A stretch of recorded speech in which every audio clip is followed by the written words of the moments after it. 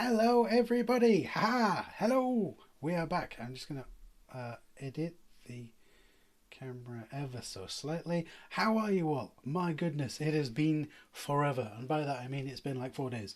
I do apologize. I'm just altering the volume of what's playing back through my speakers. How are you all? My goodness, welcome to a stream by me on some .NET stuff. If you don't know and haven't seen the previous parts of this, we're now on part 3. We're building up a fictional API, and then we will be building a UI on top of that for or rather a real, an API for a fictional book search engine.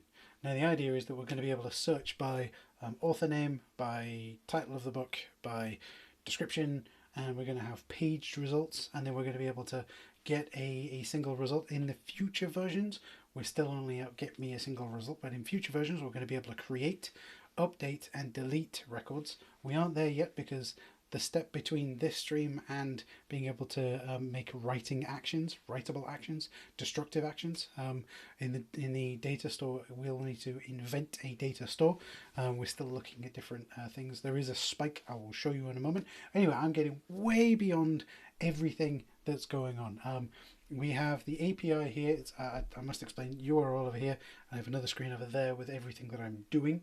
So if I point over here, then I'm really pointing to that screen there, but whatever. Right, okay, so everything is open source, right? It's all MIT licensed, so you can take this code and do what you want with it. And we're going to slowly iterate on this application and build it up. I'm not wearing a hat today, which means that because my head, I'm so bald, it's rather shiny. I do apologize, everyone, if that puts you off. Blame my genetics, I guess. For those who might be wondering, I am wearing a Waffling Tailors hoodie because it's one of the many podcasts that I do. I wonder whether I still have the stickers here. Look at that. Fail to plan, plan to fail. I don't have the stickers in front of me. They are actually just over here off screen, and I will get them later if we need to. But, right, so we're doing this live in the open. If you are watching this, you already know to go to twitch.tv/kaprogman.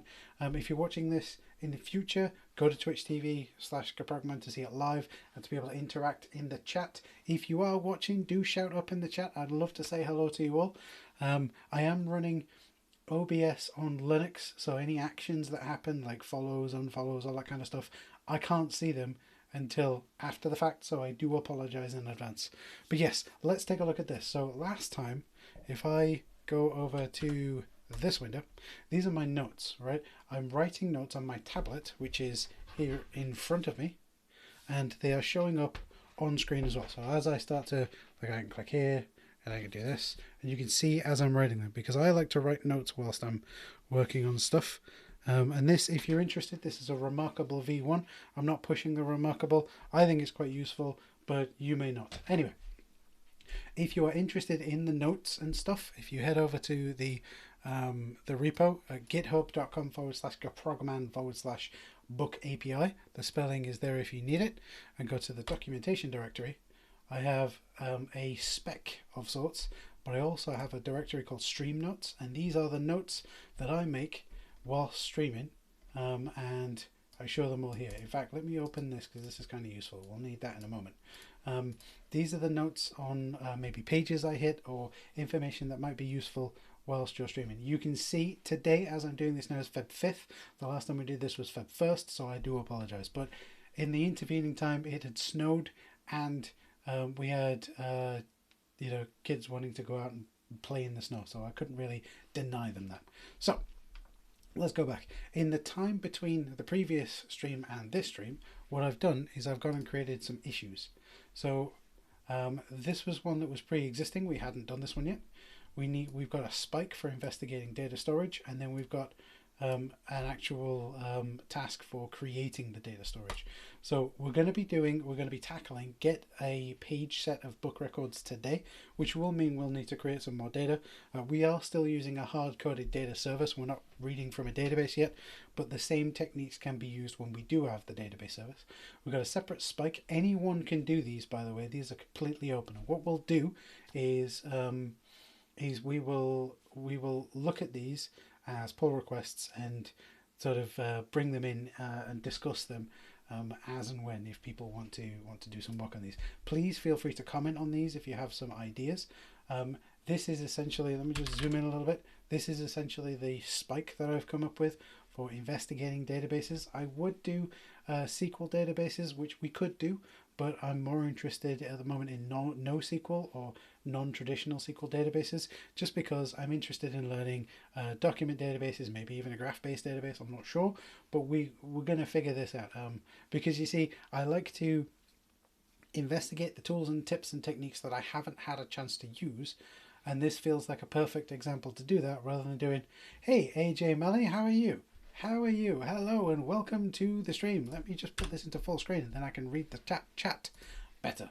I'm reading the chat up here as it's posted, and I'm about 20 seconds behind everyone. So, hey there, AJ Melly. Hopefully I'm pronouncing your name correctly there. Thank you ever so much for being here.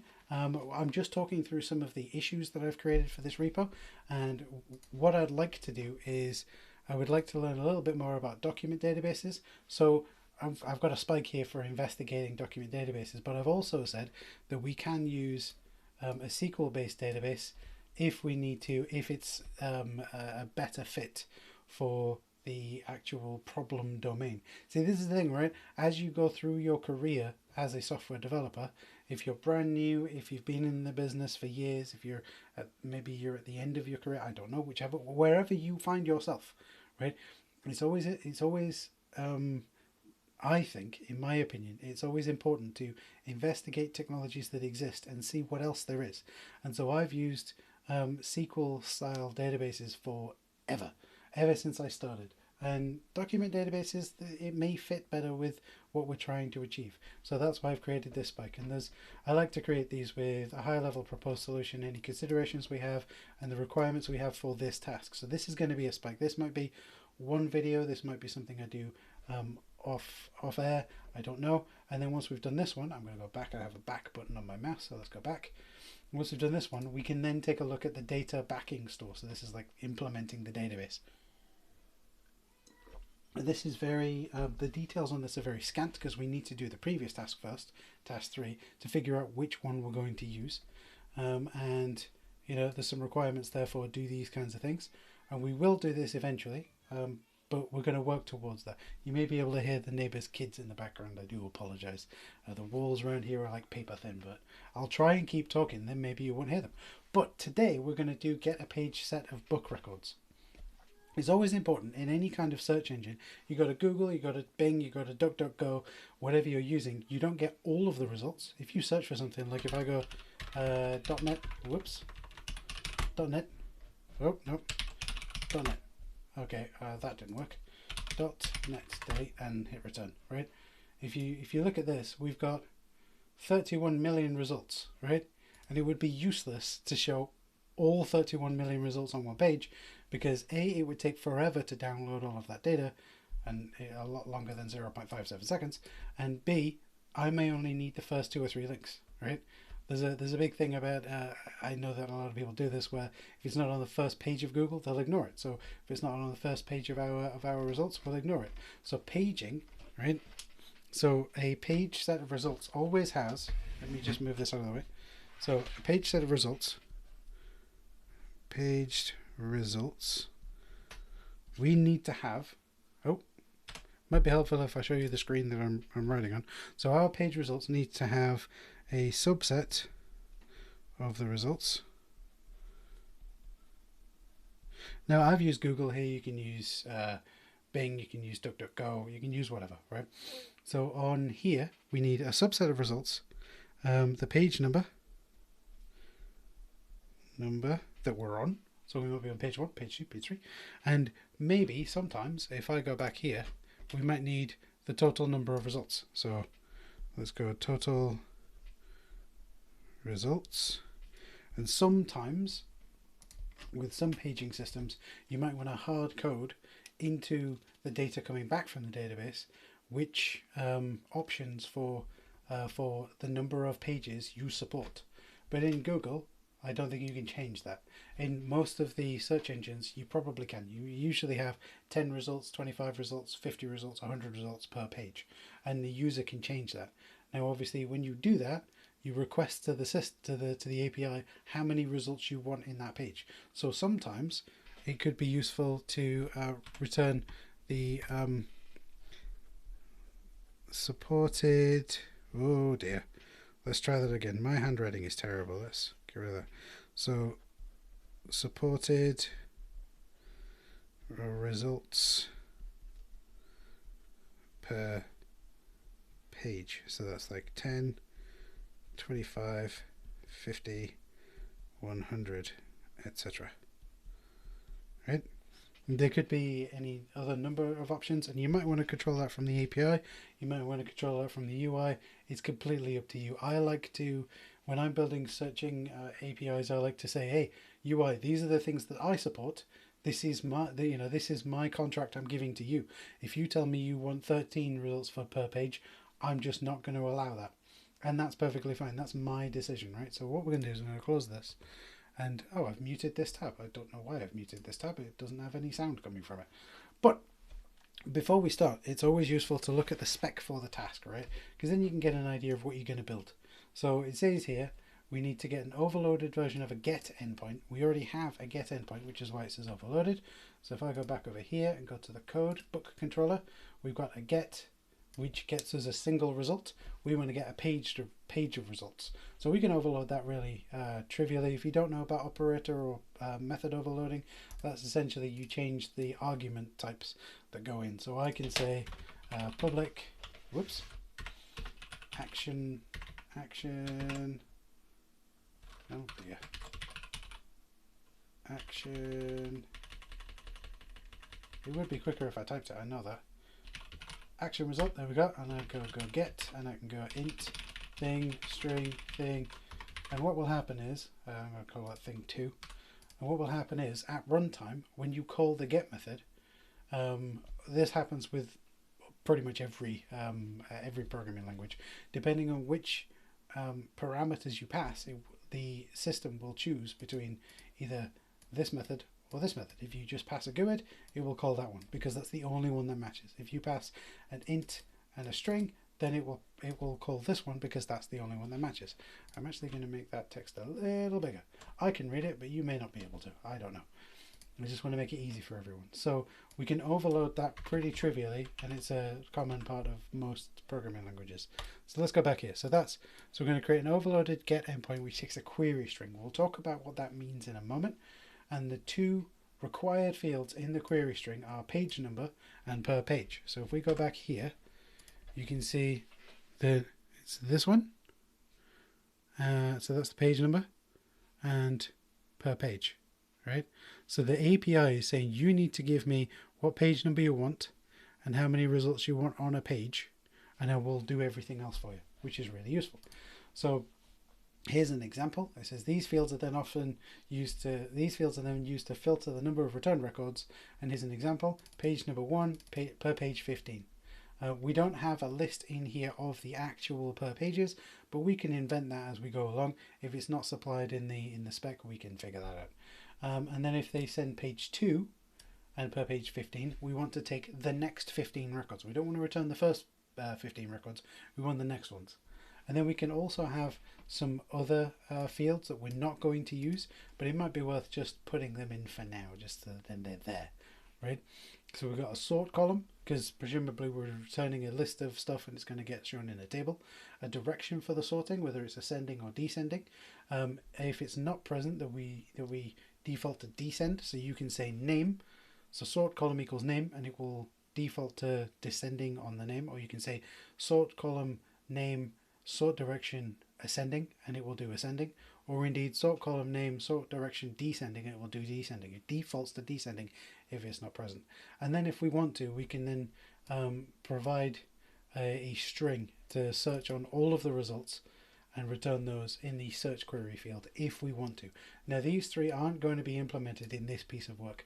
All we're going to do is make sure that we get a page back, and we can go to page 1, page 2, page 3, make sure that we can't go to page 0, and then also make sure that if we go over the end, let's say there's only 3 pages of results and you ask for 4 pages, we get something back that says, hey, we don't have any results. Maybe a 404, we'll see. Let's have a look. Okay, so the proposed solution from a high level, low level detail, high level view is we want a get API action on the book controller, which takes a POCO. Now POCO stands for, let me just do this. So POCO, P-O-C-O,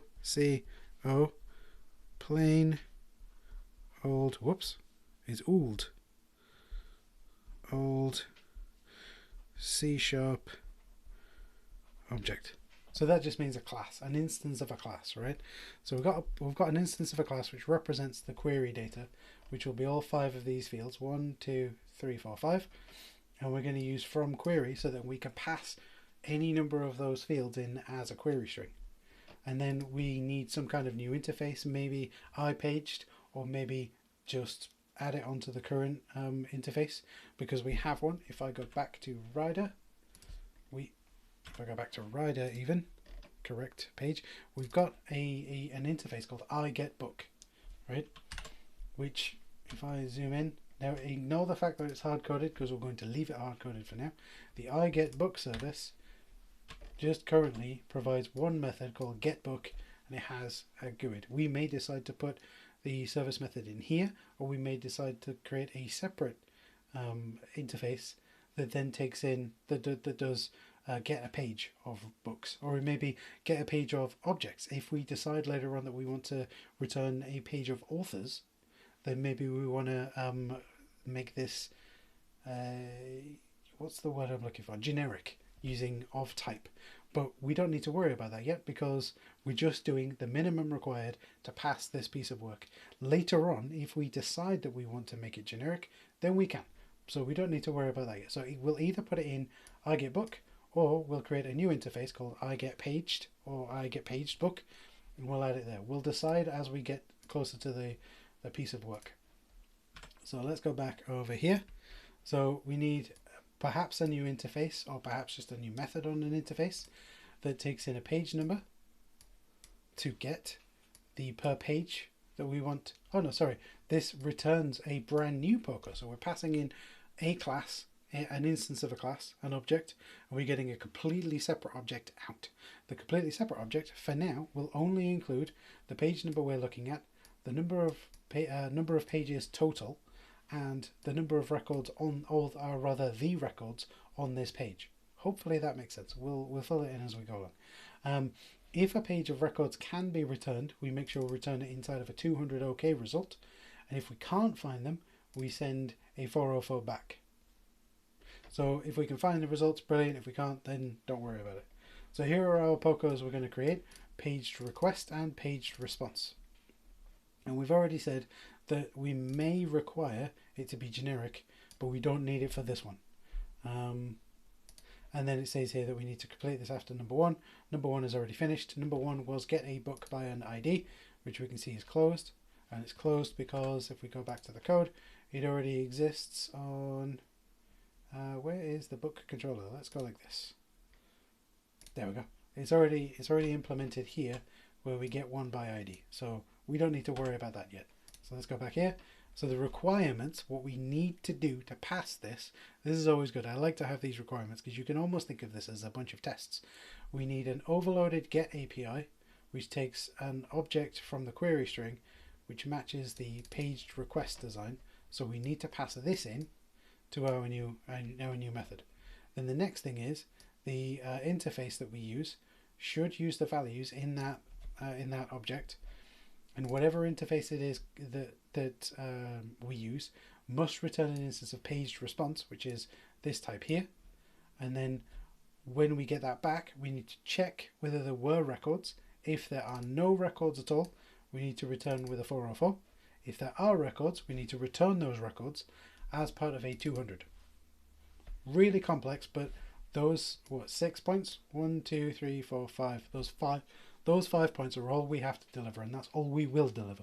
We'll do this with tests, and we'll get to a point where we can build up using maybe some kind of integration tests, but we can't do that yet because we've got nothing to integrate with, right? Well, we do, because we've got this hard-coded service, this one here, that has a list of books that we're going to return. Now, I am going to start with the paged request. We'll say send me 5 books on a page. So I need at least 6 creating, right? So we've got 2, because otherwise I can't check that it's returning page 1 and page 2. So we'll go, that's record number 2. What's great about Rider, and this happens in in Visual Studio as well is you can actually grep for, you can go create me a new GUID, a third author that says third, did it twice, the end of an error. There we go. So we've now got 4 books. This is going to be the boring bit because I have to sort of prepare some data. 4, so that's 1, 2, 3, 4. So we've got 4 now. So we've got tools. I'm going to go generate another GUID. I'm going to do it outside of the strings because then I can just paste it straight in. I said third. I said third again. Third. There we go. Some other person. And we'll keep this one. We'll keep using that same person, and we'll say dot. We'll do it all in words. .NET through the ages, because .NET has been around for a very long time now, folks. Well, I say very long. In technology terms, it's been around for about 20 years. What are we? 2021. So yeah, 20, maybe 22 years. Through the ages. Part 2. Electric Boogaloo. There we go. Okay, get rid of that. And that's Ryder telling me I've spelt a word wrong then, and he doesn't know what the word Boogaloo is, so that's fine. Presumably Ryder isn't into hip hop. Tools, generate a GUID, and create another one. So that's our 5. That's page 1. If we're not sorting or doing anything. Here is page 2. Let's create another GUID. I'm doing each of these actions in a different order each time. Part 3, open source is the future. Right, so we've now got 1, 2, 3, 4, 5, 6 records, so that when we talk to this real database, our hard-coded database, we know we're getting 6 records. So we can say we want 3 records, 4 records, or 5 records, and we'll have a page 2. We'll actually say if we want 2 records, 3 records, 4 records, 5 records, we'll have a page 2, but don't worry about it. Okay, so that's that taken care of. So first thing we want to do is we want to make sure that we have a paged result. Now, sometimes in test-driven development, you might have, if you're using red-green refactor, so we talked about this last time. Let me see if I can find it. We go page overview. No, page overview. There it is. Page overview. Let's see if we can find which page it is. Was it that one? Yeah. So if I come back here so you can see it. So previously we've talked about red-green refactor, and we've talked about test and commit or revert. Red-green refactor is you write a test which fails, which makes all of your tests go red. Then you write the minimum amount of code to make that test pass, then it goes green, and then you refactor. Then maybe you write another test, which then is red. You then write just enough code to make it pass, make it go green, and then you refactor. So that's this one, red-green refactor. You can also do something called I thought I drew on it then. You can also do something called test and commit or revert. Test and commit means you test something, you build a test, maybe you do test-driven development, maybe you do behavior-driven development. You write a test that proves that the code works, or you write a test, make some code and prove it works. Then you commit it immediately, or you revert everything you've just done and go back a step. Then you retest, you then commit, or you revert. And that way you're building up every single piece of code that you commit has been tested. And if it doesn't work, then you can revert it and go back a step and go, why didn't this work? And maybe attack it a slightly different way. I like to take a sort of combination of the two whenever I'm working on some stuff, just because that's how I work. We'll see that in action. Now, one of the ways to do test-driven development in this way is to write a test for a controller that doesn't exist, watch it fail to build, and then create the controller. It can get a bit tedious if you do that. You end up, go and watch, there's a video that I did on Roman numeral parsing. I wrote a C#.NET Core Roman numeral parser in 3 hours. Like, it took 3 hours to do because I did test-driven development from the ground up. And the same thing with Fizzbuzz. It took me 3 hours to do it because I did test-driven development from the ground up. And I wrote a test for a method that didn't exist. It failed, went and created the method. It's kind of pointless doing that. It just wastes time. So what we're going to do is before we make any changes other than adding those records that we did previously, we're going to run the tests. And we're going to find that Ryder is doing this really silly thing again. There we go. So we can see, ignoring these things here, that our book controller has 100% code coverage. That's not necessarily something to aim for. High values of code coverage is fine, but if you're aiming for over 100, you'll end up writing tests that make no sense. But we can also see that all 3 of our tests have passed down here. So let's minimize these. Right, I'm not going to write a test to make sure the controller action exists, because that would be silly. But we are going to start writing the controller action, get, and it'll be like, oh, I don't know what you're doing. So we want to take something from the query string. So first we need to create that model, right? I do happen to know in the Explorer it's going to be quite small. I do apologize. We have a models folder, and this is a book. Well, actually we want a request model. So we're going to go, what did we call it in the spec? We called it paged request. So let's use the actual words that were supplied to us in the spec. So this is a class. I'm going to zoom this in, and we're calling it paged request. I'm going to get rid of this. And in here we need, what did we say we needed? A page number per page, sort column, sort direction as search query. These are the only 2 we actually need right now, but let's implement them all, right? So let's just drag this over here so we can see what we're doing. If I put this there, nope, okay, maybe if I drag it all the way, nope. Tell you what we'll do, instead of dragging windows around, we'll just copy paste, right? It's just so much easier. Okay, so let's go back here. We're going to go page number, that's an int. So we go, where's my caret? There it is. Public int page number. We'll put get set. We don't need the setup. Well, we do, but we'll leave it for now. What was the next thing? So it was page number per page. So we'll go public, whoops, public int per page, get set. We may as well add them while we're here. Sort column string, public string sort column. It's always quite useful if you are provided with the actual names of fields that are required. You can take that as domain specific language if you like. Usually when you get specs like this, it may not be as clear as this, but I like to be really clear in like a consideration or a requirement or a high level design. That way if I left this for 2 weeks, someone else could take over it, right? So it's kind of like a spec and a design in one. We don't want a string. What do we want? We want a bool. That's what we want. Yep. So let's go back here. Bool, sort direction, get set. What's great about bool is if you don't supply a value, it will default to false. So we can assume that false means the default value, which is brilliant. And a search query, which is a string, public string search query. Excellent stuff. We now have the object that we want.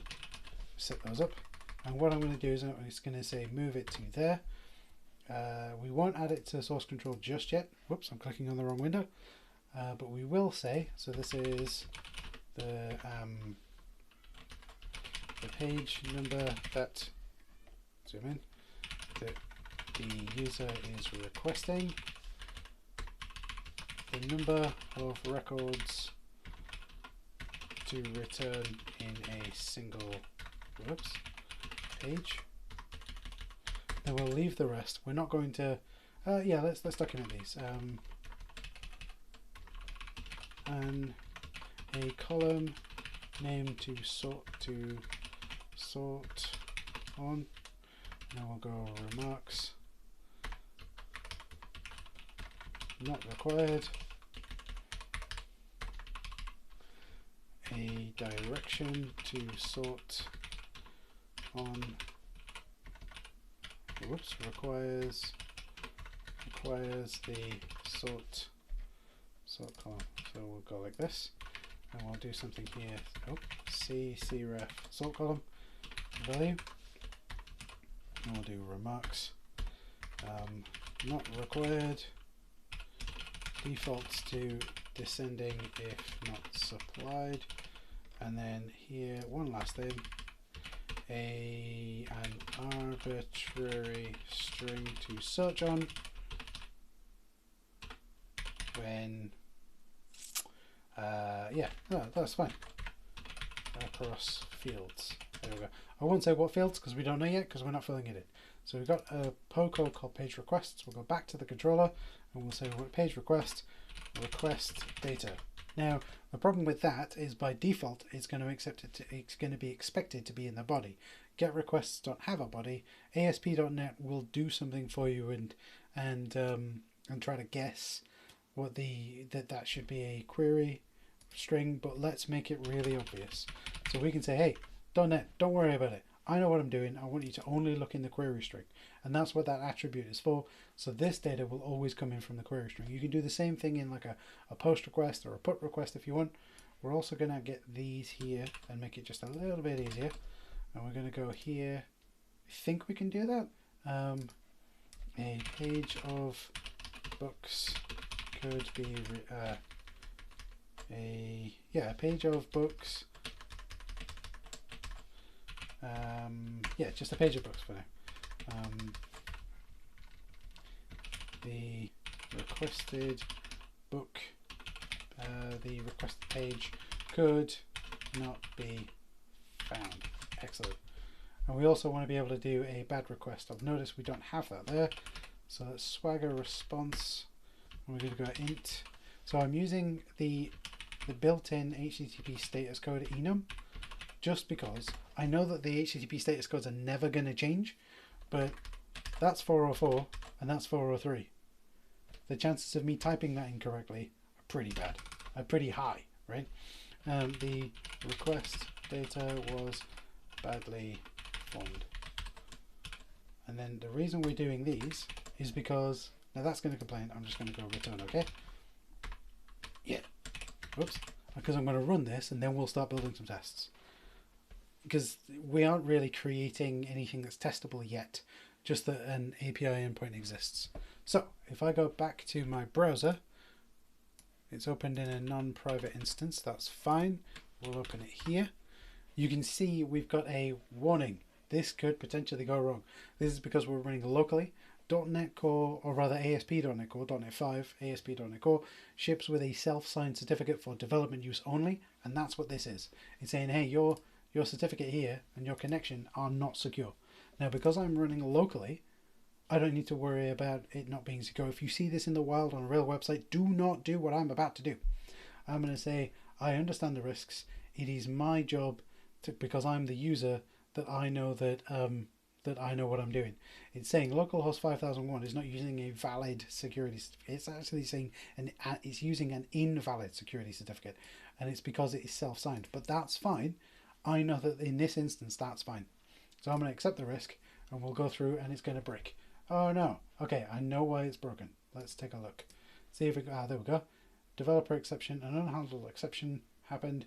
So there's already something with get API book that exists. So what we need to do is, so what's happening is we've said the root for this controller is /API/ the name of the controller minus the word controller. That's what the square bracket controller means there. In this HTTP GET, we've got an address for that by itself without a root attached to it, means it's just called GET. Now this one, without an address for it, this one's called GET. Now Swagger can't decide which one's which, so we need to actually help it out. So we've got a bracket here, and we say string name. So we're going to go get paged for now. Now we rerun it, and then what we'll find is another instance of Firefox fires up. But what we'll find is, let me make sure I'm clicking on the correct screen. We now have get, which returns if you supply a GUID, and get paged, which is excellent. And what's happening here is it's already started to fill in some of these things. It already knows this is a boolean, so when I say try it out, it's going to give me a true false, and it knows that I can't do that. Well, interesting. Swagger doesn't do that for me. And okay, what if I do that, right? So Swagger knows because it's an integer, I can't type in a GUID. That's brilliant. It already knows that if that a 200 represents maybe something like this. Now it's got this because of some of the headers I copied, but don't worry about it. We'll cover that in a minute. It knows that we can return a 400 bad request, and that it will look like this because this is a default ASP.NET Core internal type, and it knows that we can return a 400, 404, and that this will be what it looks like because again it's a built-in default type. Now it's gotten these two because in the code we've said if we return a bad request, and it's inferred the type from those two. Now in here we've said when we return OK, we're going to return a type of book. That's not actually true. So we need to change that. What we're actually going to return, if we go back to the spec, I like to do this, I fill in both of the POCOs and build from there.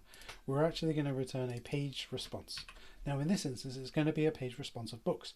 We don't have to worry about making it generic, so we'll hard code it to be a page response of books. So we'll go back to the code, we'll go back to page request, we'll create a new public class, page response, and we want, what are the fields we want? Page number per page, so public int page number, get set, I always do that. And then we want a per page, so the page number tells us what page we're looking at. Public int per page tells us how many we want, so this is the page number for this response, how many records there are per page, and then we want a public list of book, what did we say it was? It was called records. Okay, it's kind of cheating this. I'm already making the name generic. We're going to pull in lists, so that's complaining because we haven't got a using statement for lists. So we're going to say go get the using statement for lists, and we've got using system collections generic. Okay, the actual results, the books included in this page of results. That will do. It's a bad description, but we'll go move to page response. We're not going to add it to source control just yet. Zoom in a little bit, and then in here we're going to say type of page response. Now we haven't changed anything yet. All we've added is two different models and a controller. We haven't actually created any code yet, so we're going to let this run.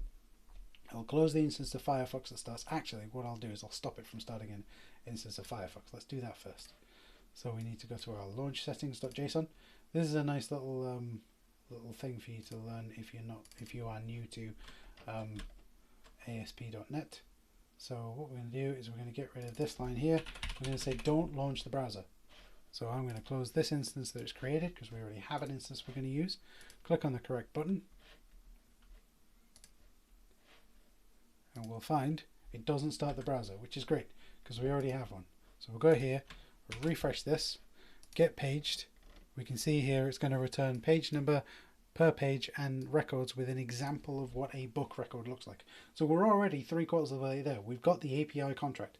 Someone could use this to go and mock an API somewhere that's like in memory and build a UI for it. So we've already done 3/4 of the work, right? So let's see if we can actually commit this. Let's see what happens, right? So git status. Again, I've said last time, I like to use the CLI sometimes. Oh, I didn't actually added the table notes. Git stream notes, table notes. Let's add that first. So this is documentation, stream notes, tablet notes. Right, git commit -m added tablet notes from stream on Feb 1st, 2021. And we're going to go git push upstream origin main. So this is something I should have done last time. I do apologize, folks. So we'll push that up. So if you then jump over onto the GitHub page for this, you will then see, if I go back to the code and just push this change, if you go to documentation stream notes, you can actually grab the PDF of what was on my tablet when we actually closed off the stream, and you can read through it, and it shows you the notes that I had made, right? Most of this will not make sense, but if you are watching back, please feel free to grab this. I'm going to be updating this PDF as we go forward, and it will all be in my chicken scratch handwriting, so I do apologize. Let's go back to the issue that we're creating, right? Because what we also need to do, oh, there's a really good point. Let's go back to the documentation actually, because we need to create a branch. Now, what I have been doing as I've been going through these is try to add notes for each thing. So we are going to create a new branch, right? Because I like to use feature branches. It's covered in the previous video, it's covered in the notes, but let's go and have a look, see if I can find it. There we go, right. So let's go over here. So I like to use feature branches, short-lived feature branches, because then I can at any point. If I'm creating a new feature, I could be working on a new feature, and if someone spots a bug, they can work on it there, and then it becomes my job to merge that change into this feature here, not the job of the maintainer of main to merge these changes into that one and fast forward. That's just the way that I like to do it, and so that's what I'm going to do. And because of that, we need to create a branch. Now the branch is going to be for this issue. So let's say we'll create a branch. What did we say the command was? See, sometimes we really need to look these things up. You can see here, I've been looking things up in the previous run. So git checkout b branch name. Okay. So git checkout dash b, and then we go feature. It's a feature branch. We're going to go get paged books. Switch to new branch. Excellent. We've got all of those. So what we're going to do is we're going to go git add dot. No, we can go git commit all message API contract updated, no code added. Whoops, added. There we go. And then we're going to go git push u origin main, and that way if anyone is working alongside us building the UI, whoops, I didn't want to do main, I wanted to do feature tab get what did you say, get page books, there we go, and then that will then push that change up. Brilliant. If anyone is working alongside us building the UI, they know that they can switch to this branch and immediately they can change to that feature branch, and they have got that API contract. I like to get the API contract out there as quickly as possible. Even though this API isn't returning anything useful, it's there for everyone to use. So we've already created that. So that's the first requirement done, right? So we can go take a look at the interface. So before we do the interface, this is where I'm going to start writing some tests. I need to figure out where the interface is going to sit. Is it going to be on this book getter that says I get book? Yeah, let's put it there. Page response get page of books, and we're going to go paged request data. Excellent.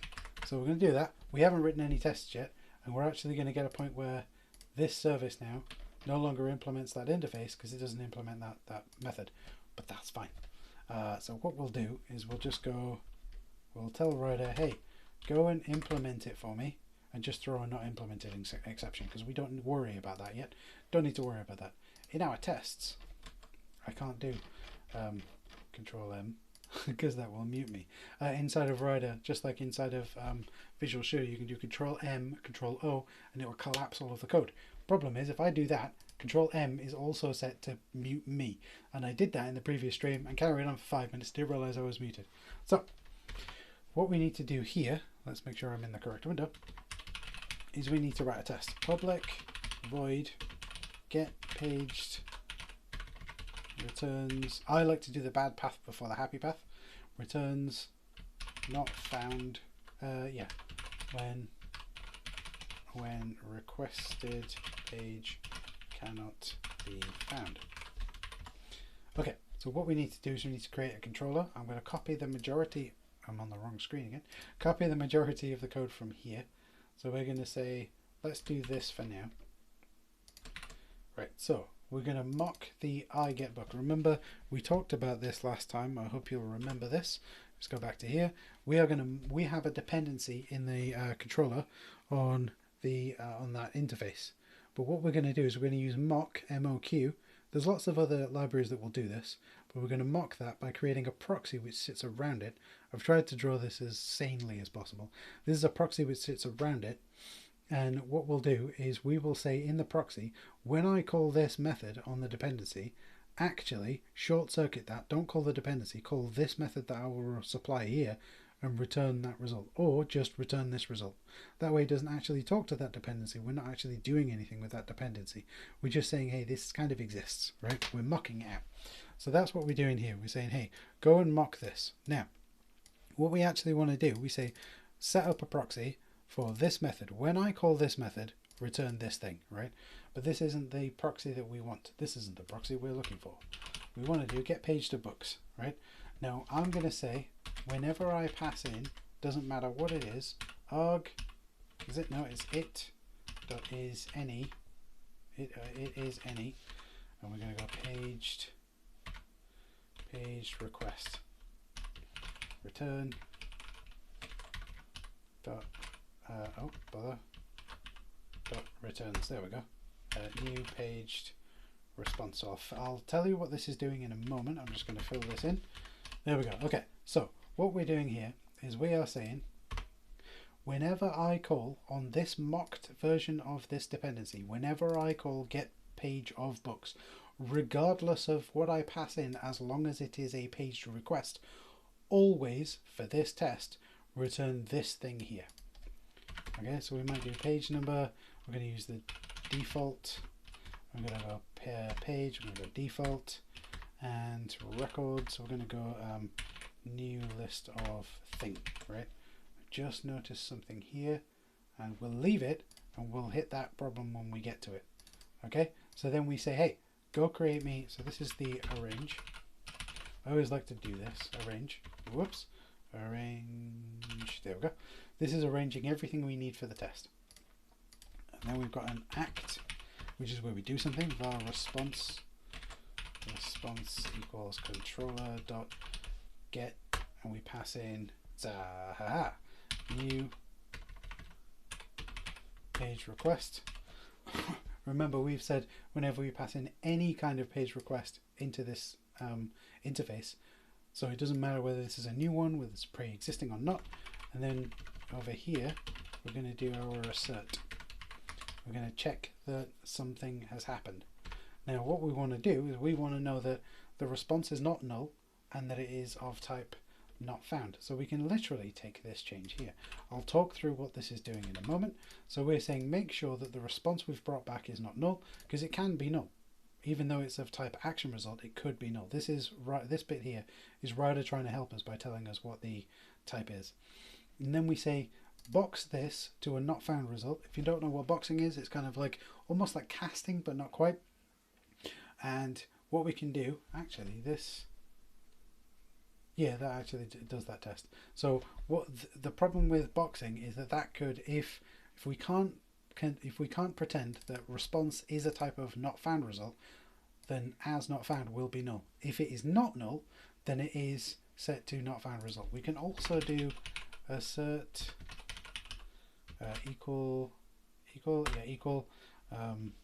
int http status code dot not found and as not found dot status code. That's kind of a belt and braces check because we already know that it is a not found result. I know when I run this test it's going to fail, right? I know that because I haven't implemented it. We've done the red. This is the red, right? So let's run this test. We're going to have to stop that first. Let's run the test and we'll get a red. We'll get a fail. Ready? There we go. And the reason it's failing is because we did everything we needed to do to get it to compile. So it says, hey, assert.null not null is failed on this line here. So we know that that is not null, right? The reason that's not null is because if we have a look in the controller and I collapse all of the unrelated things over here, we are just immediately returning OK. OK cannot be boxed to not found result, so that comes out null. So what we need to do is we need to let's make it pass. Okay, let's go not found result. Not found result. So it's a new not found result. There we go. Right? We rerun the test and it will pass. Red green refactor. Pack all your equipment away, everyone. It's time to go home. No, we've now got something that passes on that. What's this complaining about? Let's see what this. Oh, I can make it static. I don't want to make it static. So we now have a test that passes because this will pass. However, we're not actually using this service. We don't need to yet, but we will in a moment. Okay, so next thing we want to do is we want to make it return bad request when the request is bad. So let's do that. I always like to just copy paste the tests and leave the name as a duplicate, because then I know the test won't run until I actually run the test. Okay, so this is bad request. So when the page request comes in, and it is bad, right? So the page request that we're going to send in will have page number equals 0 and per pages equals 0. Excellent. Now this is going to fail because when we get to this point, it's just immediately going to return a not found. So we'll make that pass in a minute. So returns bad request. It's happy with that. We're going to run all of these tests. I always like to occasionally rerun all the tests just to make sure they all pass. Now that passed, but only because I didn't change this result here. So this is bad request result. I'll rename this as bad request. There we go. Oh, it's got a lowercase r. As bad request result. There we go. There we go. Okay, so I'll rerun the tests. I'll right click and rerun, and now this one's going to fail because not found can't be boxed to that. So let's go and fill that in. So one of the ways that we can do, so again, it's saying it's not null and it's failed and it's on this line because we've got a not found result and we can't box that to bad request result. So this line fails immediately. We also need to go bad request for when we fix the test. So what we need to do here is we need to make sure that in that page request, this is greater than 0 and that's greater than 0 before we do anything.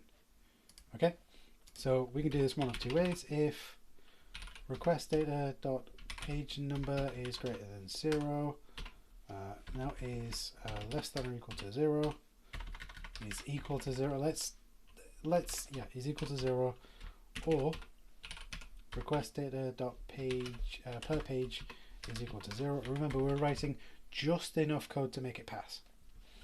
Return bad request result. We need to do a new there. Rerun these tests. They now pass because one of them is 0 and one of them is 0. Ooh. Okay, excellent. So this is saying when requested page cannot be found, returns not found.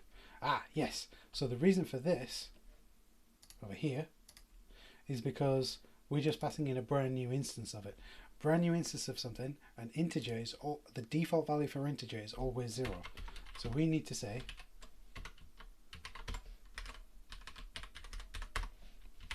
page number equals 1 and per page equals, let's say, 5. Oh well, fair enough. And then we'll rerun these, right? So the reason that failed is because if you don't supply a value, the default value for an integer is 0. Excellent, all of our tests pass. Because in this not found test, we're saying we want 1 per page and we want 1 page of 5 results. It comes in, those 2 are fine, it skips over that, goes straight to the not found result, returns the not found result. In this instance, we're passing in 0 and 0. We don't necessarily need to do that, but we will in a moment. And it's coming in, it's hitting that one, and it's doing bad request. What happens if I do that? Well, for those of you playing along, if you're not, please, if you're watching along, please let me know in the chat what you think will happen with this test. I'll give it another 5 or 6 seconds. Take a sip of water. By the way, I'm drinking from an MVT pint glass called Fight Back. This is all sales for MVT. It's a UK charity for making sure that music venues stay open. It's called the Music Venues Trust. This pint of water saves music venues. Okay, so let's see. So what's going to happen here? We're going to pass in -1. We're going to call this method. It's not going to match on that or that, and it's going to go not found result, which means the test is going to fail. This is why I like to write loads of different unit tests and acceptance tests and all that kind of thing, right? Oh, interesting. It shouldn't have done that. Let's see why it did that. That should have come back bad result. Page number is -1. Per page is that. Let's throw a breakpoint in and bad request. Debug that test. Let's have a look. Page number come back 0. Oh, Shay Codes. I'm watching, but I was 35 minutes too late to join. Definitely going to go back and watch the replay. Oh well, I mean, I can try and run you up to speed if you like, Shay. What we're doing is we've created an endpoint that takes in a well, a C# object from the query string. We're not even at the point where we can call that from HTTP yet. That represents the page data. So we're going to request a page of data, and we're going to have a page number, the number of records per page, and then later on, not in this piece of work, we're going to sort that data. We're going to provide a boolean for ascending or descending. Descending is false, ascending is true. Maybe that should be sort ascending, I'm not sure. And then we're also going to be able to provide a search query, which will then search for us based on some arbitrary string that we provide. But we're not going to provide these three pieces of data yet. And we're actually working through a test that we've written where we've passed in the request data and we've said it should be 0 for the page number and -1 for per page. In this instance, we should get a bad request result, but we're not. Well, actually we are, but we're not supposed to. Right, I know why. So yes, what letters VODs are available. On Twitch, they will be available for, I think by default, it's 7 days. And then what I do is, after the first 24 hours, once I've gotten the GitHub repository up to date, I throw them up onto YouTube. I think, oh my goodness, what I'm going to do is I'll search for it later, but I think the YouTube address is youtube.com/c/thejamietaylor.net. I'll get the actual page for you, and I'll put it into the README as well, because I realized that's not in there, but I'll get that in a moment. So we're passing in 0 for the page number and -1 for per page, and we're expecting it to fail, but it's not because of the OR. This is true and this is false, and an OR means both of them need to be true. It means only one of them needs to be true. So we F11 over that. We've gotten into here because if I go like this, I don't even need to copy. I'm going to keep this hand up here, click that, and it's already pasted that in. Evaluate that, it comes out true because this side of the conditional is true and that side is false. True or false is always true. So that's no good. Or rather, it is good, but it's not what we want. So I'm going to stop that test. So why don't we say, for argument's sake, less than or equal to, less than or equal to. There's a much more elegant way to do this, but it looks a little bit more... okay, let me dial that back. There is a way to do this that makes it a little bit easier to read, in my opinion, and we'll do that later when we come to refactor. So if we pass in a page number that is less than or equal to 0 and the per page is less than or equal to 0, we want to immediately return bad request result. Run these tests again. They'll pass again, but it was like a silent pass. There we go. So I can change that by saying if I want page 1 and the per page is -1, that should now fail. Haha. Right. Okay. So it failed because we passed in 1 and -1. So we've said here, if that is less than or equal to 0, that's false. And the second one is less than or equal to 0, that's true. So I'm representing 0 and 1 here with my hands, right? Because I come from an electrical engineering background. 0 and 1 is 0. So we were right to have it as an OR. Sometimes the reason I've done that is to show you that sometimes the anding and oring can get a little bit complex, and that we all get it wrong from time to time. There we go, we're on a new page there. So now we've got that passed. We will, in a moment, once we've got this working a little better, we'll then actually make it do something a little bit more, in my opinion, elegant, using a thing called guard clauses, which we'll come back to in a moment. Now then, so we've got a page of results coming, and we've got a request for a page of results coming in. We've covered that one of the negative inputs. We've defaulted to the other negative input, but what we need to do is we actually need to call, we'll call this response again. We actually need to call, I'm going to write the code first. I'm not really writing the code. Page of books request, right? So if I rerun these tests again, all I've done is added a new line, so nothing should change. They should all pass again. Excellent. So now what we need to do is we need to write a unit test for when everything goes well. So we're going to copy this unit test here, paste it in there. How are you, Shaycodes, and what letters, and AJ Malley? I hope you're all doing really well. What we're going to do is we are going to say when we pass in any kind of page request, we're going to change that now. For paged request equals new page request. and we're going to say we want page 1 per page 5. So when we pass it, so we're going to change this now so that whenever we call this method, so this now says, in this mock, set up a proxy so that when I call this method on the actual dependency, I don't want you to call that method. I want, rather, let me start that again. When we're creating a mock of something, we're creating a mock of iGetBook, set up a proxy so that when I call this method with this very specific input data, and that's the important bit, always return this. Always, no matter what you're doing, always return this. Okay? And then we then pass that into the book controller to create it. And then what we're going to do is we're going to take that bit out. Page request. So we're going to make sure that we're passing this same page request all the way down. And when it comes back, I want that to come out as an OK object result. I'm going to rename this OK object result. And we want to make sure that's an OK and that status code exists. Now this is going to fail. And I'll tell you for why in a moment, because this is going to, oh, actually, no, it won't. Or will it? Let's find out. Let's find out. This is why you do red, green refactor, right? I've written the test. Oh my goodness. Oh yes. Yes. So this is why I copy a pre-existing text and don't change the title. This will no longer compile because this test is named exactly the same as this test. So I want this to return OK object result when requested page. So this needs to be request. See, that's why request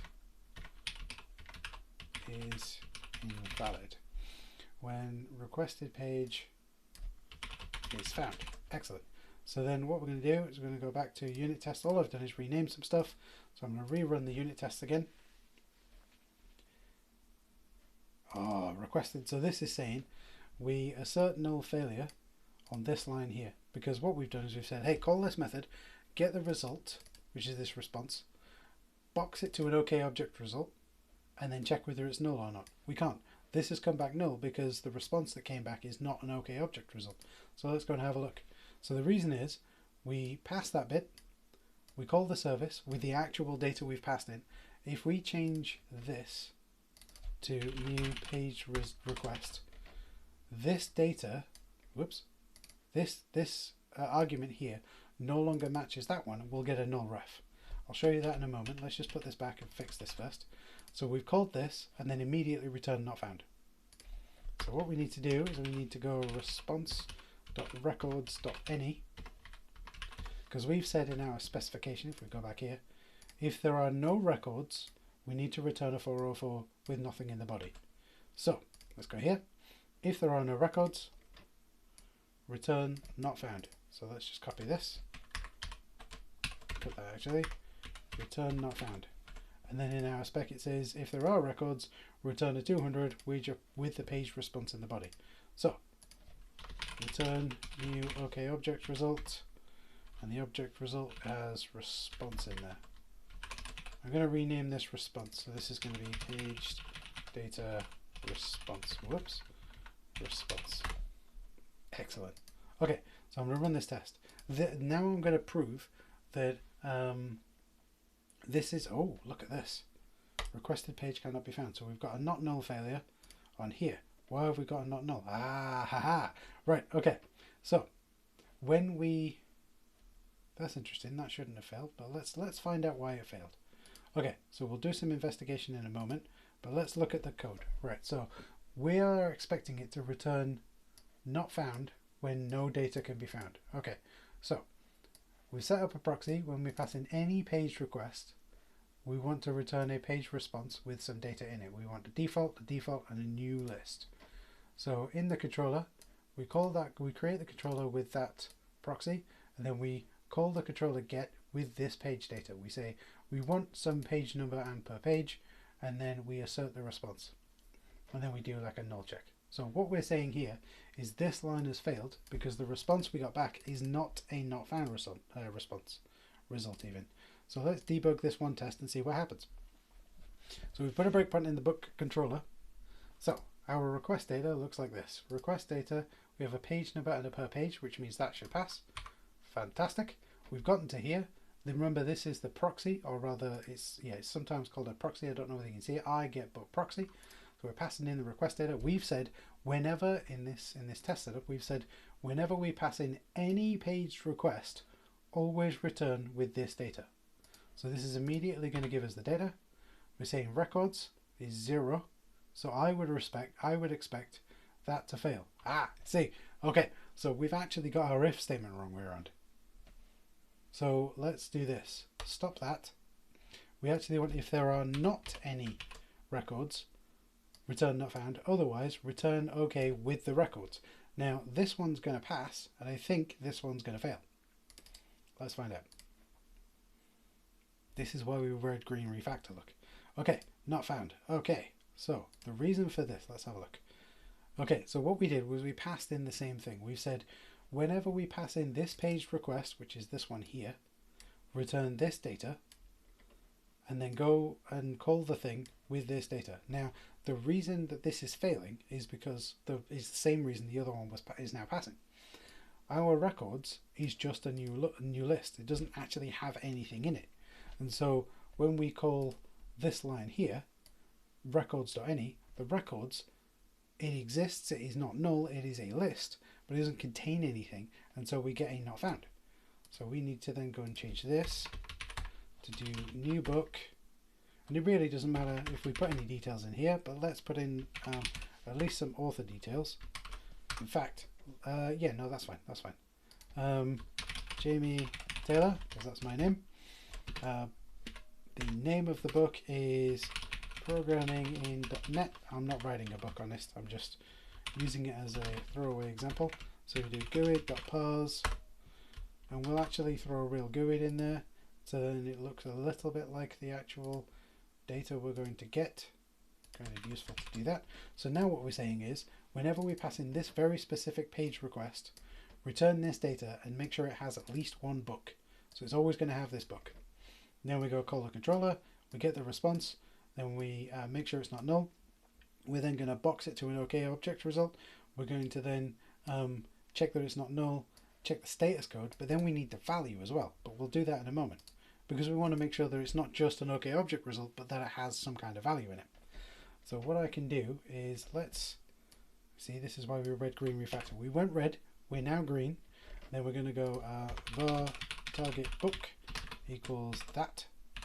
So we now have a target book, and then we make sure that this contains target book.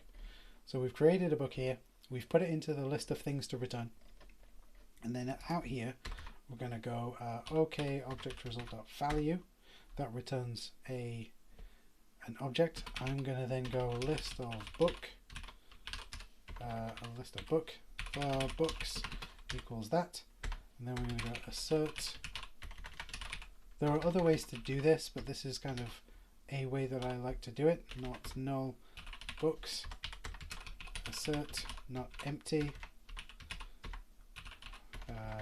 books, and then we go var first book equals books dot first. So we first, there we go. So we know ahead of time, I'm using first, not first or default, because I know, actually let's use first or default, because then we can do one more test on that. I know that this should return at least one record. So I know first or default should return something. So I'm going to go assert not null, first book, and then I'm going to go assert, whoops, equal, and we go target book dot name and first book dot name, whoops. Now I'm going to go assert dot equal target book dot author and first book dot author, and then finally assert equal target book dot id and first book dot id. So the reason we're doing this test is we haven't added anything into the service yet, but we may do some kind of mapping or changing data. This test will then check to make sure that we don't change that data. So just to recap so far, we've created a page request.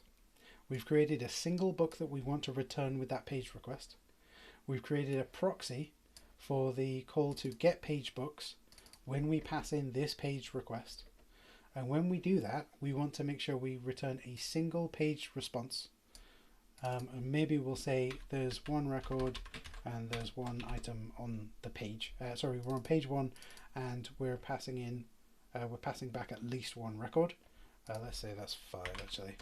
Let's make this match. Okay, so page request dot page number and page request dot per page. So the reason for that is I want to make sure that these values get used here. That way, if we change anything in the future, we know that we're not going to get a regression. And then when we're in this paged response for this very specific call to this method with this input data, we're making sure that the records is a new list of book with that one target book in it. We can add more if we want, but it has to have at least that book in it. Then we go and call the controller. Then we get the response from calling the page request endpoint, and then there's a whole bunch of asserts. This I like to assert a little bit too much, and that way if something fails we know why. So I'm going to say make sure that the response isn't null. Now as an OK object result, box it and make sure though that's not null. And that could be useful just to make sure that boxing action works.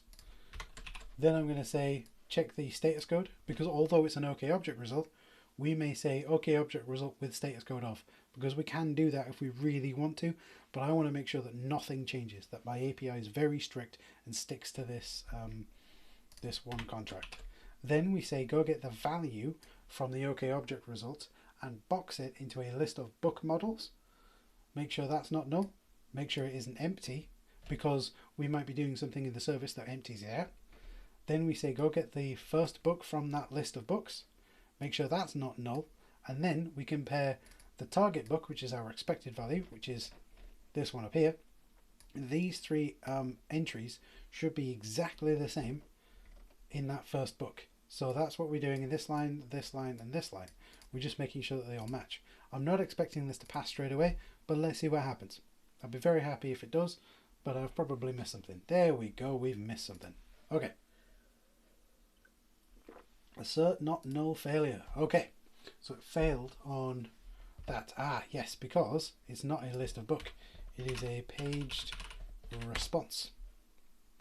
So this is page response. Whoops, need to get that. There we go.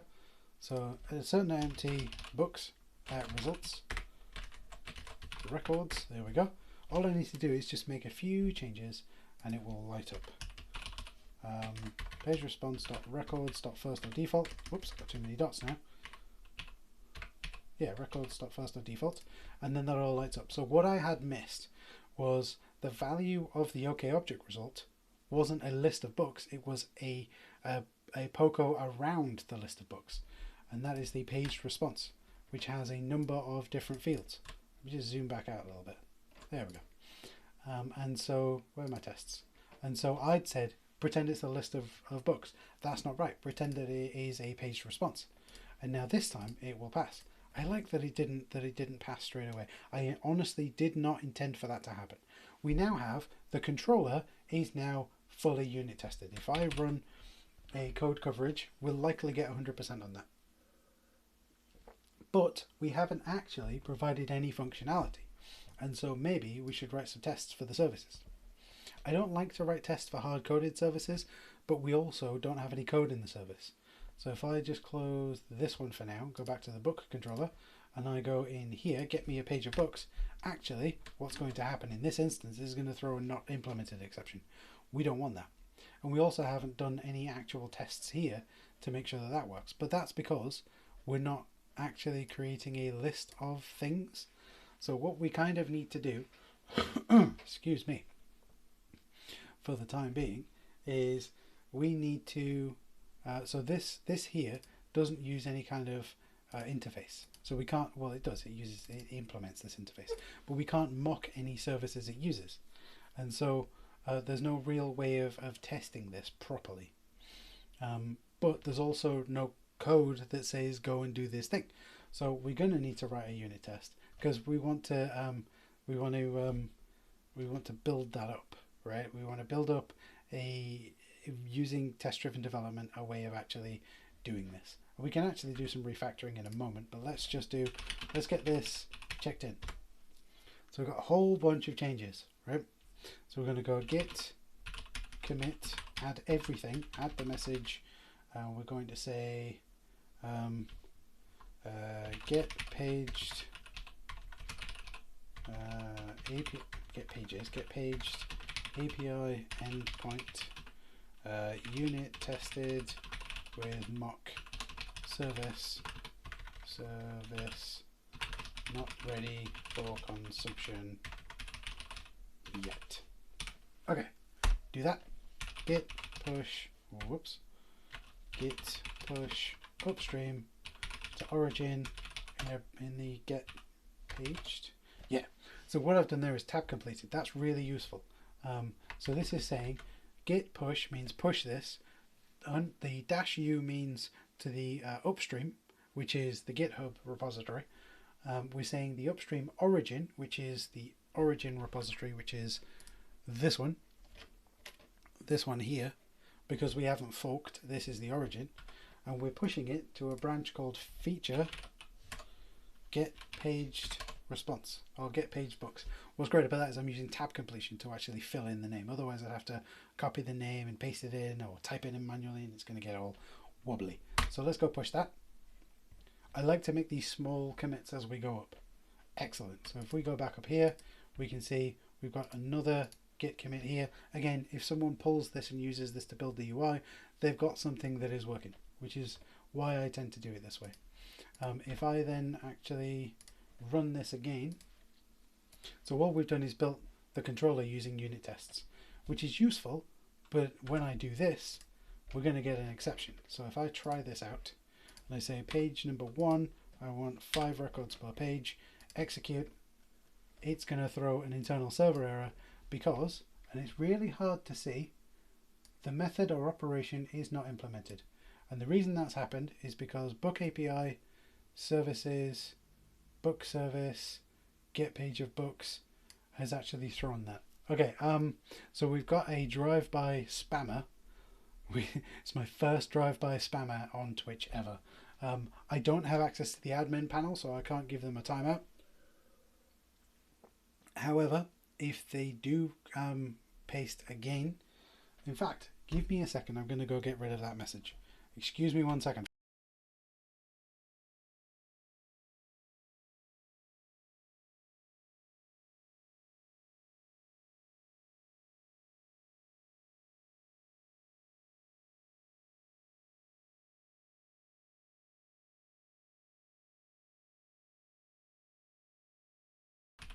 So that message should be gone now. I've put that user, I'm not even going to say their name, into timeout, which means that they can't, the message has been deleted and that they can't paste another message again for a while. So hello. Whoa. Right, okay, so we've got this not implemented exception. Whoops, not implemented exception.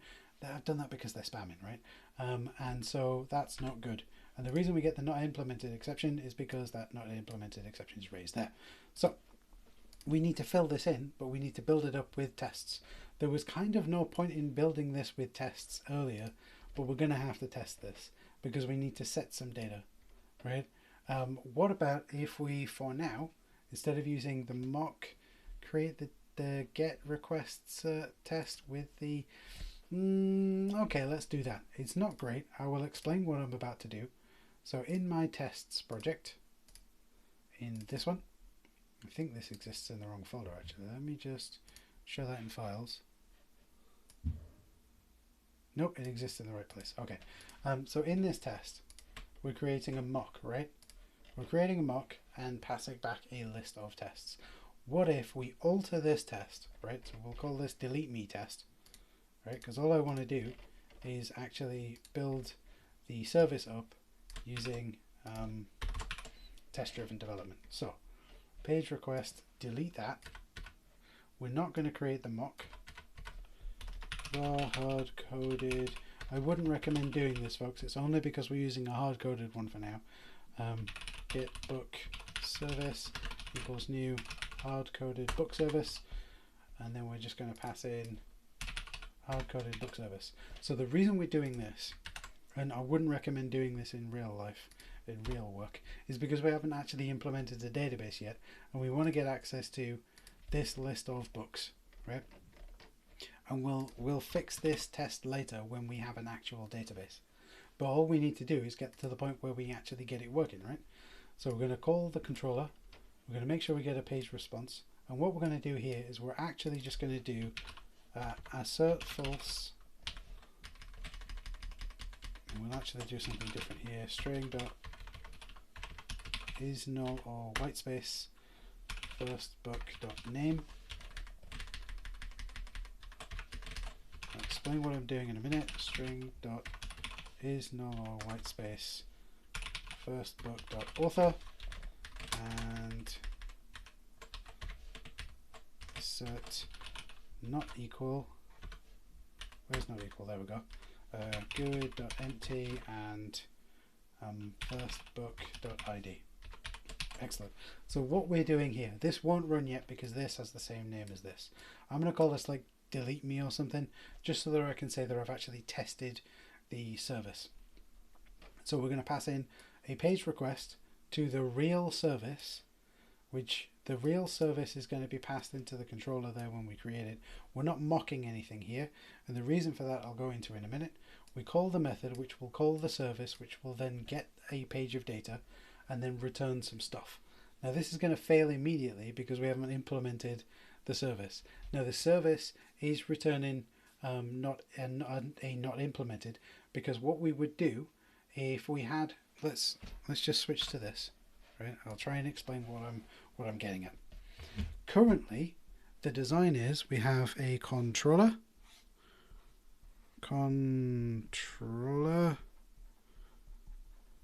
which calls into a service, service.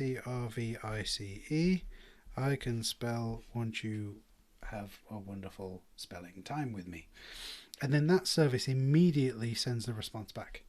In the future, so that's currently, in the future, but not now. In fact, in the next piece of work we'll do in another stream, we are going to have a controller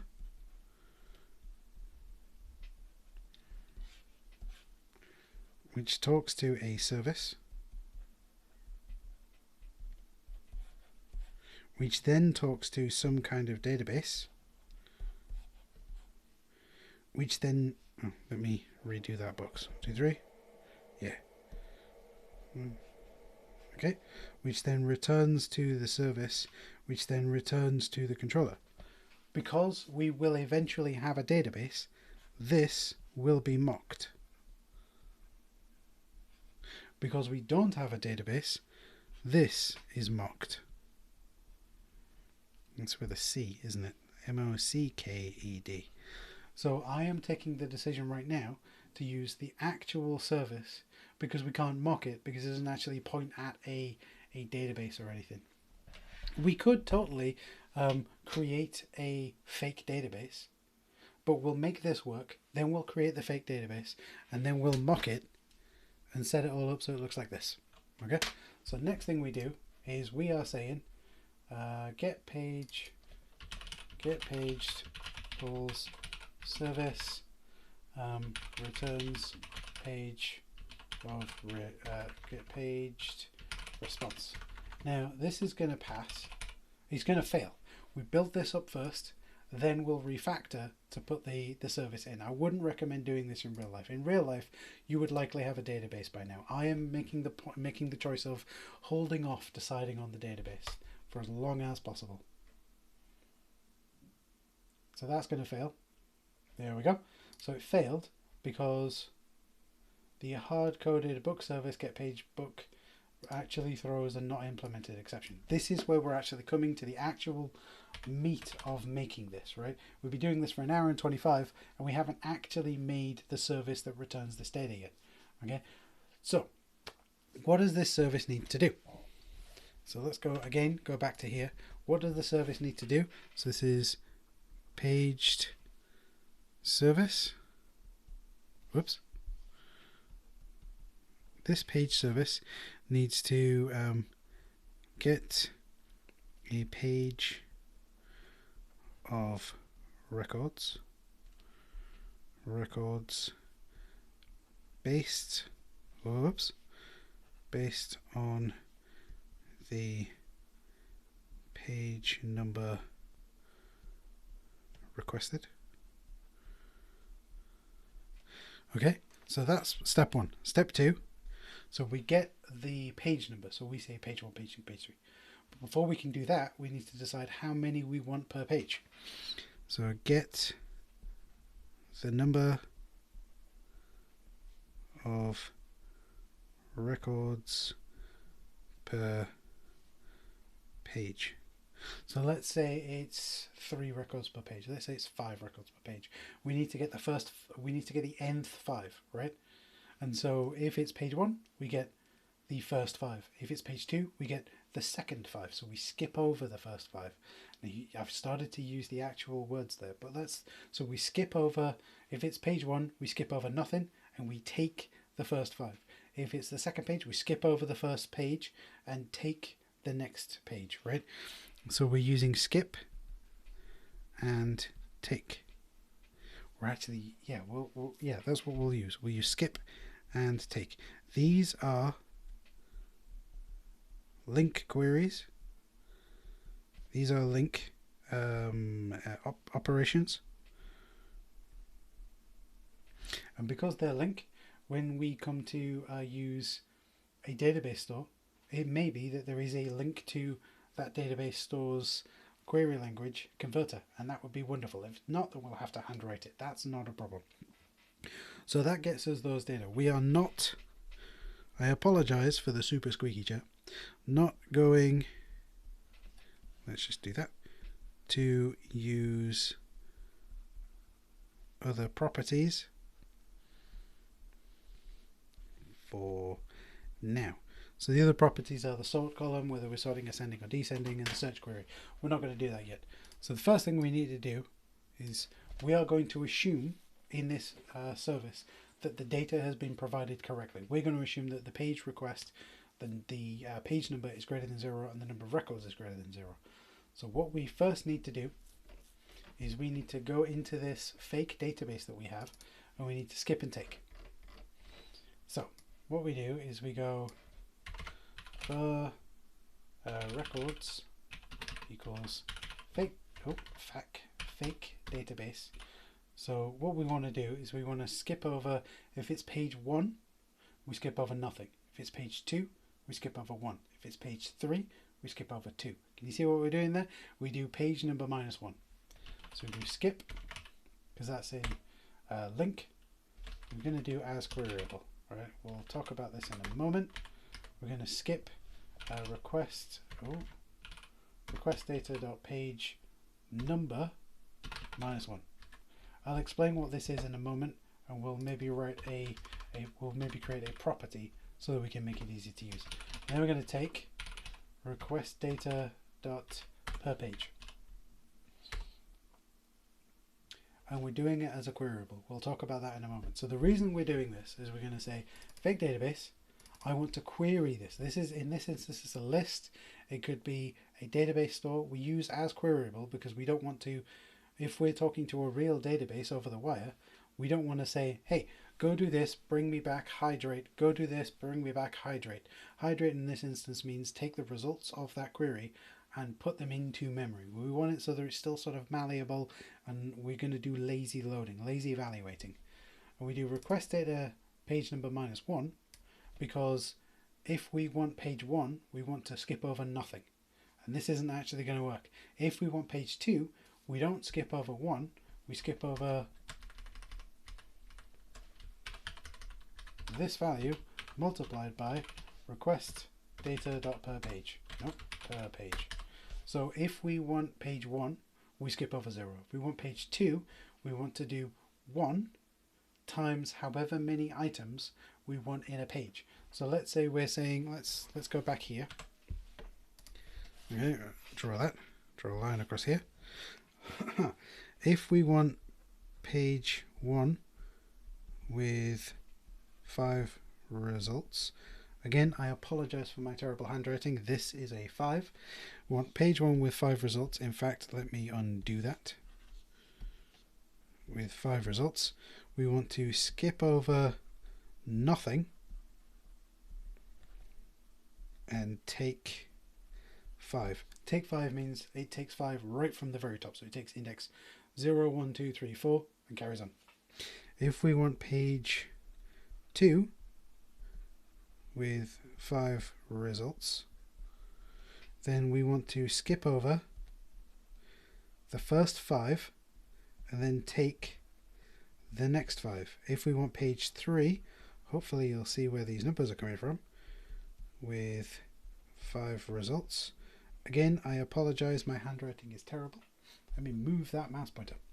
Then we skip 10 and take 5. The reason for this is if we want page 3, then we do 3 minus 1 is 2 times by 5, and that's our skip value. And then we take the next 5. We do page number minus 1 because if we did page 1, we can't. If we did page number times by per page, then we would say skip 5, take 5. Page 2 would be skip 10, take 5. That would actually return page 2, that would actually return page 3, and this one would be 3 times 5 is 15, take 5, that would actually return page 4. We don't want that. So that's why we do this slightly interesting mathematics. What we want to do is get this working first, and then we'll create a property which calculates that out for us. Okay, so we've got that, and then we do return new page response, and we want to say the page number is kind of cheating this, but we'll do it anyway, is request data dot page number. We want to say the per page is request data dot per page, and we want to say records equals records dot to list. Right. No matter what we do with this, it's only when we hit this line here that it actually goes and does the query. All we're doing at this point is we're building up the query. We could then actually build this up and say, let's say we do that, right? Var query equals that. And then we do var records equals query dot skip. I'm running before I could walk here, right?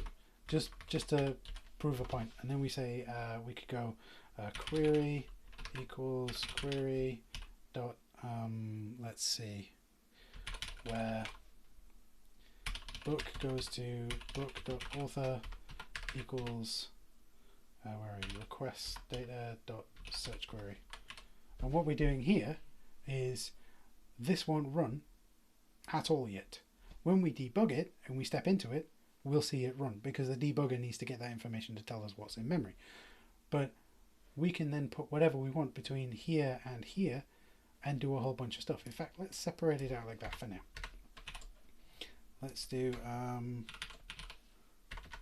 records as page. I don't know, that'll do. Is that working? Yeah. So we're saying create me a queryable so I can query it without actually touching the underlying database.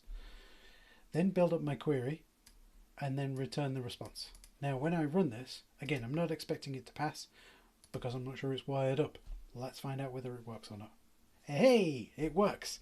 Okay, so the reason that worked is because it's all wired up. It's a hard-coded service, right? We don't want to really do it that way because it's not great. Let's say page number 1, records per page 5. So what we want to do here, assert dot equal page response dot page number,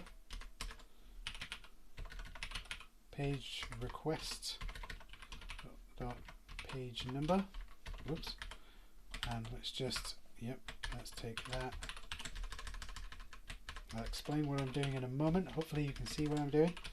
So what I'm doing here is I'm making sure that the page number that we requested is the page number that we got back, and the number of records per page is equal to the number of records that we asked for. Maybe this one should be at least that one, because otherwise what happens if we ask for 3 and there's only 2? We're going to get 3, right? I don't know. Let's find out. Okay. We also need to add one more property to the page response. So let's go page response. We're going to make it an auto property. So we're going to go public. Remember we talked about Do we still have Google? We don't. We might have a property that tells us the total number of records. So we're int total number of records get set, because we might want to know how many records there are in the entire data. So let's do that. So in the hard-coded book service, we are going to go total number of records equals request. No, we're not going to do that. We're going to go fake database.count. That way we know we've got page one with 3 records, but there are a total of 5 million records. So then we know we can continue on. If we get to page 2 and there are 6 records and we've asked for 5, we know that there's only 1 more record in the database, so we'll only get 1 out. So let's run that. We haven't actually tested anything, we just made a change. Let's make sure nothing breaks. Excellent. Then we go back to the book controller tests and we say assert. We got a greater than. Nope, we need to do true. Paged response dot total records is greater than 0. And we're actually going to change this one here because it may not be the same. So we're going to go assert.true. We're going to go page response is less than or page response dot per page is less than or equal to. Is this right? We've said get me page 1 with 5 responses. We're going to return with yeah, no, that's right. Hang on. Yep, no, that's right. Leave that. We need 1 more. And then we want the total number of records in the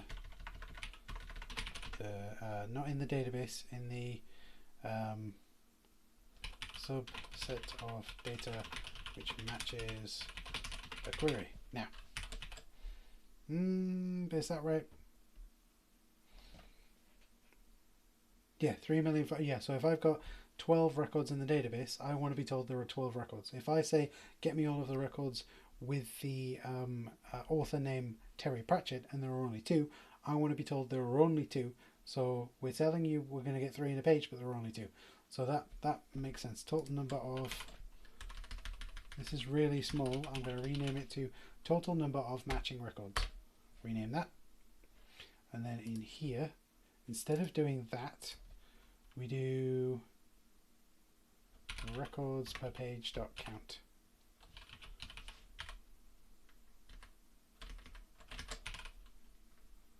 Records as page. I don't like to do toList too many times. That's going to tell me I'm enumerating over an enumeration. I think I'm getting this wrong. There we go. There we go. So that's going to tell me when I say here get me 1 page. We'll do query.count, because in here add filtering, we want to filter that data. Then so this is a to do, right? To do add filtering. So this is use the sort column, sort direction, and search query. Oh bother, where is it? I've gone and lost where it was. Book service. Add filtering using search direction. Search direction, search query, sort column, and sort direction. Okay, so we do that and then we get the records per page, right? We do this with query, not with records as page, because then we know in the subset in here we'll still use query. On query, there we go. So let's say that the user has said we want to sort on author name, right? So we'll do query equals query, whoops, dot, is it sort? No, arrange. I feel like it should be sort. No, it's oh my goodness, what is it called? Order by. Right, so let's just do order by for now, right? Because we might author, right? That is going to then order everything by author, right? And we may need to do a filter there. So let's pretend that there's a filter here that removes some records. So maybe that's query equals query dot where book, whoops, book.name equals some author. Let's just check that. These two lines aren't going to be checked in, by the way. We need a double equals, and we don't actually want to do that. We want to do string.equals, I think, because that's equals. No, not book.author.equals. There we go. String.equals, and we go some other author. No, not that. Request data.search query. Search query, and we go. I'm going to say invariant culture ignore case, because then that means that we can pass it in uppercase, lowercase. There's some stuff about invariant culture, but we'll leave that. This is going to reorder everything. This is only going to return the books that match the author name that were passed in. If we have a look in the hard-coded book data fake database, some other person, some other person, some other person, there's 3 of those. A third author, some other hyphen author, and an author. So let's say they pass in some other hyphen author. There's only going to be one result. And so we want to know with this query that there's only one result to find, and that yes, you've asked for page 1 and 5 records per page, but I've only returned one actual record because there's only one matching record, which is why this field exists. So I'm going to take these 2 fields out because we don't need them, rerun all the tests, and we should get around 50% coverage here. Hey, 100% coverage. We're not going to write a test for this one because there's kind of no point. But let's do 2 things, right? Let's see if there's any refactorings we can do, and then we'll go and create a fake database that we can inject into this service. Rather than using a list, we can then pre-populate it when we need to. Okay, so let's take a look. Is there anything that needs refactoring here? We've got the query. Oh yes, we want to create this. So let's go to the page request. I hate that it does that sometimes. So we're going to go public, int skip number of records to skip. It's a method, and we are going to return. We're going to return one thing. That's what that means, but let's just create it like this. Return, and then we're going to use the actual calculation here, because then that'll make it easier. So we go like that, and it's going to be, I don't know what request data means, so we're going to do this and this. We hit that there, and then what we'll do is we'll go like this, make it a computed. Whoops, if I can type, get rid of the return value. So this means it's a computed value. This isn't a method. It kind of is, and it will work it out at runtime. The number of records to skip when processing this request. Okay, so what's great about this format is that this doesn't have to be called like a method. This could be called like a property. It is a property. This arrow makes it a computed property. So as this number changes or as that number changes, it recalculates this number for us, which is wonderful. And that means we can make this skip so much easier to read. We can go request data dot number of records to skip. That is easier to read, right? It's also easier to maintain, because what if we use that number of records to skip value somewhere else? What if we take this, which is not that difficult, it's not that non-trivial to grok, but it's also not trivial to grok. So we'll put that number of records to skip. It doesn't like that. We'll go request data dot number of records to skip. In this request data, request. There we go. Excellent. We don't need getters and setters. We actually don't need that. Whoops. Can we? Okay, that's fine. We don't need that. That's fine. So we now have that. Let's rerun all these tests just to make sure the change we've made hasn't changed anything and hasn't altered anything, hasn't made anything break. We're still running the test that passes, and we've still got 100% code coverage here. I don't like to aim for 100%, but sometimes you just get 100%. The page request, let's see if we can get rid of this.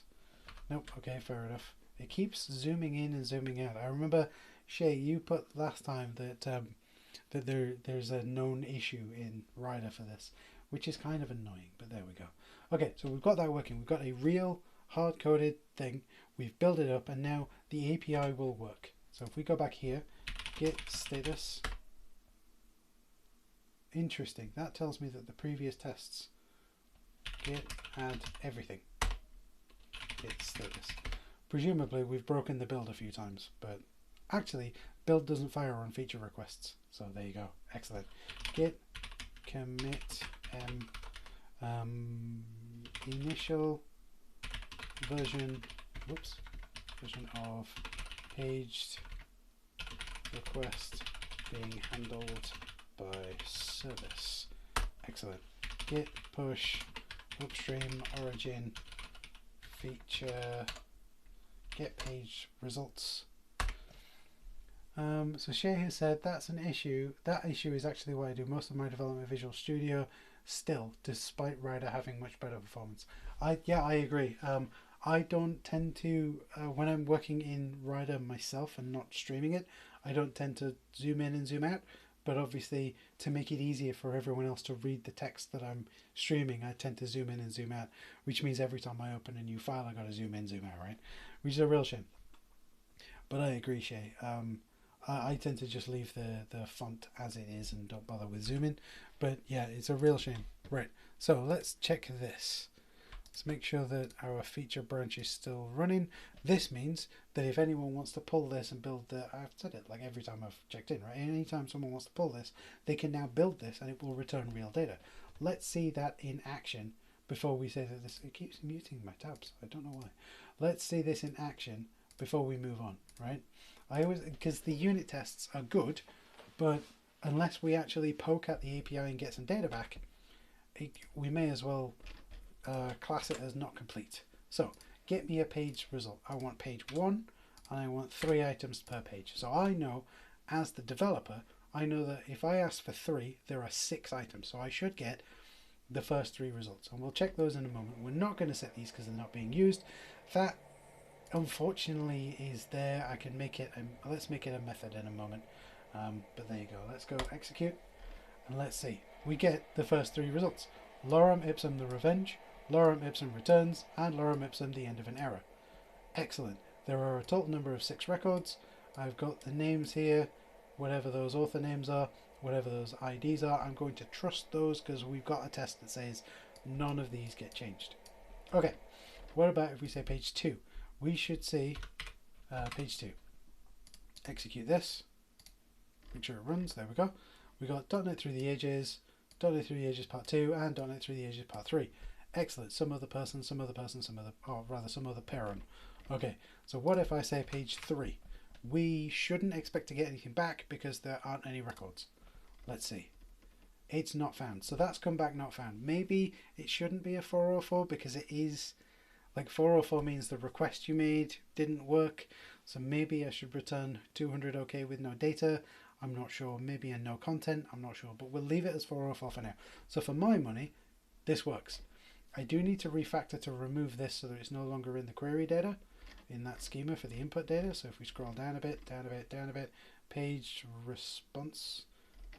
Interesting, it's not showing the page request, but that's fine. This is the problem data. Okay, let's scroll up. So we want to remove this, and that's fine. All we do then is we make this not a computed, we make it a method. And we take this, return that, and then rerun it, and then number of records to skip won't show up because you can't provide a method, can you? Oh, look at this. That is because this is now a method, not a property. So we'll do that. We rerun it. And then we will test it over here. Refresh. Get paged. Yes, it no longer exists. Excellent. So if I go like this. Bad request. Bad request. Okay, so what I want to do now is make sure that these 2 fields are required. So let's do that as well, because we haven't done that, right? We haven't really done. We're relying on the validation of the system. So page request. So there's something you can do here. You can add a property, an attribute, sorry, called required. Now all of this is showing up in grey because I'm still running. So let's stop that. Required. And you can't have it before the comments. You have to have it after the comments. So let's do that. Error message, page number must be required. And we can do the same thing here, per page, that's required. Per page value must be required. And that way when we rerun it, and we go back here, we may even get validation results. I don't know. Let's find out. Try it out. Look, it's now got the asterisk next to it. I hit execute, I can't run it. So let's do that. Let's do that. I can't run it. Okay, let's do 2 and let's do 1, and it runs it. Fantastic. Excuse me 1 second, folks. I'll be right back.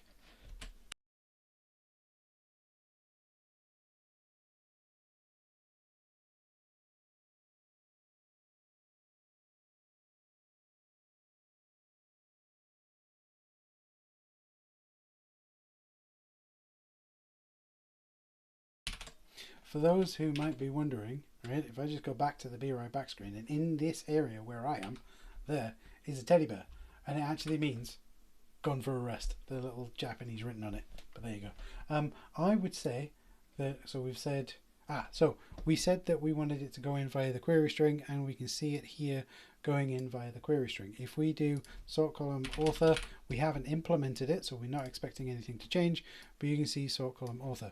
What we also need to do is we'll need to create some custom validation later when we use it to make sure that if I do this, that we get some kind of error, because we can't say yes, sort by descending or sort by ascending, but also not tell me what to sort on. And we're also going to go change this. So this should be sort direction. So where are we? Sort ascending. There we go. So now this makes more sense. Sort ascending, true. Sort ascending, false means sort descending. Excellent. Okay, so let's run this one more time. We'll rerun through all the tests. And then when we build an actual database service, we'll need to come back to this. So we'll build the database service in a moment. So this now is called sort ascending. Excellent. True, false. Brilliant. Let's just hit try out and make sure. True, false. Brilliant. And we set that to true. We say 1 and 2. We go. We can see it here. Sort ascending, true. But there's kind of no point in sort ascending because we don't know of all the fields in our fake database which field we want to sort ascending by. So last thing we should do, because I want to tidy this up a little bit so that then we can then, let's get rid of all of these, so that then if we want to, let's get rid of all of those, there we go, so that if we want to, we can actually test that service. So in the services, the hard-coded book service, we're actually using a fake database that is created at runtime. What if the hard-coded book service actually used some kind of data store? So we'll leave it in services for now. We'll move it around later, but let's say we've got a public interface data store. We're not actually going to do it. Let's create a folder for them. Add new directory, data stores. That'll do. We'll put this in its own, move to iData store. Don't add it to source control. Zoom in a little bit. Take this and throw it up here.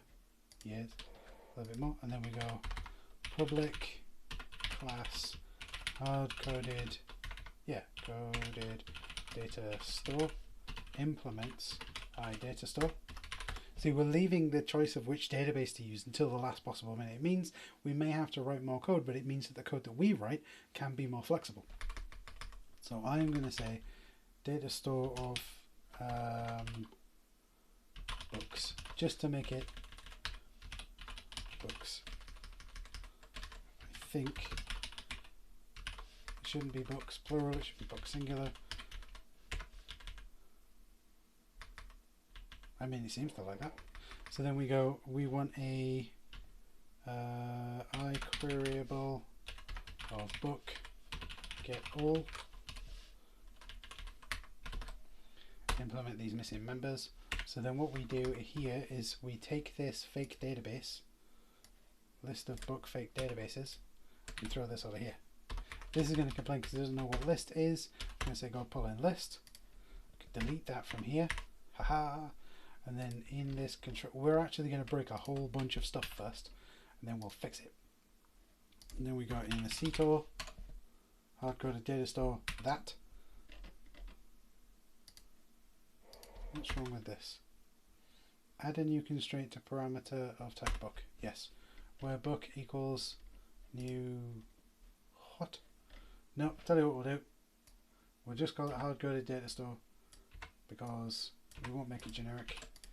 Pull in that. So then we have this database, pull in that. Okay, so we have this data store now that is literally just going to go return fake database as queryable. Excellent. So we don't want to return them all. That's wonderful. And then in our hard-coded book service, we're actually going to do data store. This isn't how you would do it. For, no, we don't want to implement that. We want to go ctor. Oh, we've already got a ctor, obviously. Private read-only data store.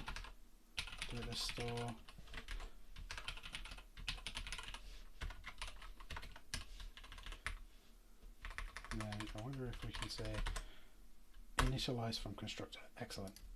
So then the only thing that we need to do, see, this is separating the concerns.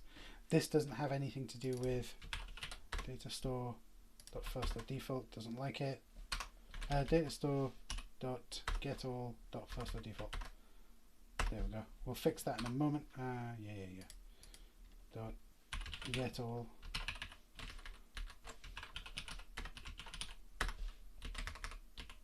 That's already an iQueryable. Query.skip. Why can't we skip that now? Use method system queryable skip. There we go. Now we're doing get all, then we're doing first or default. So why not do book get by ID? Good ID. Implement that. Fake database dot first or default, where book.id equals the ID where let's rename this. Put that with a capital I, and we'll go no, not control TT. Target ID. Next, excellent. And has it changed it here? It has. Excellent. Whoops. Let's just contract that down. We've still got some issues here, but that's fine. We need to return that. We can actually make this into we can like that. That makes it a little easier, right? And we can actually go like this. That makes it a little easier to read. Okay, so it's now complaining that get by ID isn't being used. So instead of doing get all first or default, let's just do get rid of that. Get by ID, target book ID. Excellent. Now we've taken the heavy lifting of creating that data store, maintaining that data store, and put it into its own interface, because we didn't need it at first, but now we need it. The only problem, of course, is what's the problem in this file? I think maybe in here. Is there an issue? Nope. Okay. I think the underscores, the squiggly in it. We'll find out. We'll build it in a moment. But now the only problem is we need to add this into the dependency injection.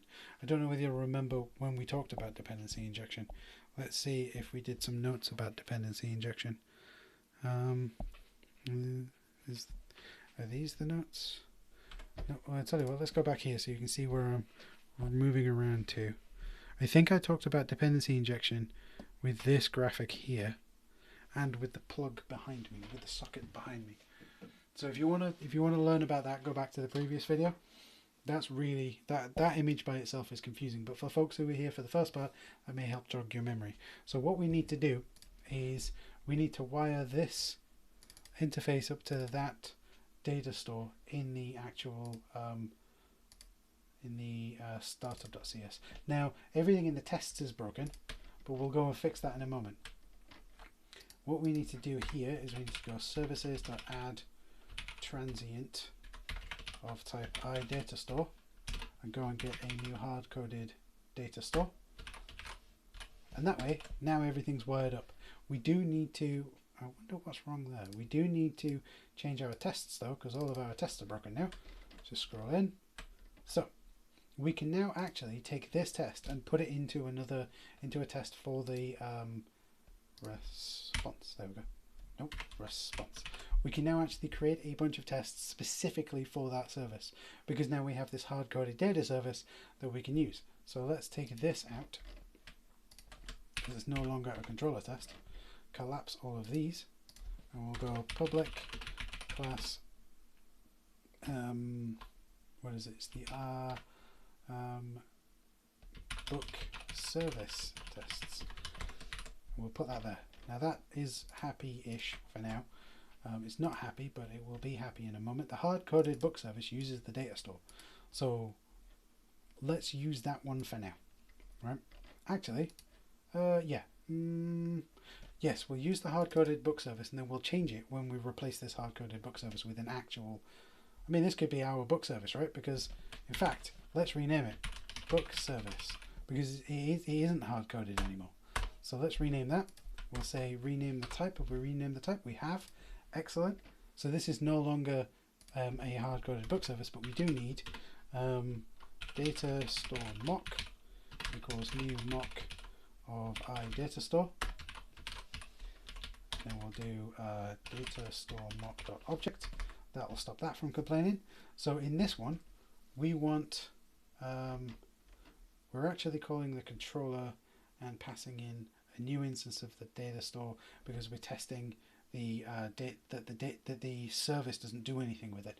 And so what we need to do here is we want to do data store mock.setups setup x goes to x dot get all. When we call get all, returns a new list of book. That's going to complain because it doesn't know what list is, presumably. Oh, it's not a as variable. There we go. Do that. So we've now got this, right? And why don't we use the real fake database, right? Let's do this. So we get the real. It's not great, but it will do. Put that in there. Excellent. You go get my data. Except what I'm going to do is I'm going to go private iQueryable of book setup database data store. Oh bother. Right. And then I will return this. So then that looks even smaller. Return that. So what I'm doing here is I've actually got the real fake data that we created, put it inside of a method called setup data store, so that then I can say whenever we call this, make sure you return that. That then this method gets the iQueryable, and then we only have to change it once and store that in there. Now we call that service. We don't really need to call the controller, but let's pretend it's an integration test, right? We're saying we're not actually calling the proper controller, but we will later on, and we'll set everything up. If we rerun that, I think, oh, look at that. I think I had too many squiggly brackets. Let's do that. Yeah, I did. I had too many squiggly brackets. So let's just close that. We'll move this to its own file. Don't bother adding it to the data. There we go. Rerun the tests. So now we've got a controller which points at an interface. Let's draw this actually. Let me go to the last page. Oh, we've added it here. That's a real shame. Let's delete this page. Page overview. Maybe I can move this. Can I move it? No, I can't. Oh, I can. Yeah. Oh, bother. Page overview. Move. There. After. Oh, yeah. Right. Okay. So the design we now have. So no, we don't want DE. We want new design. We have a controller. CONTRO. I'm just showing off that I can spell, ladies and gentlemen. Controller talks to the I get book service, which is actually a book service.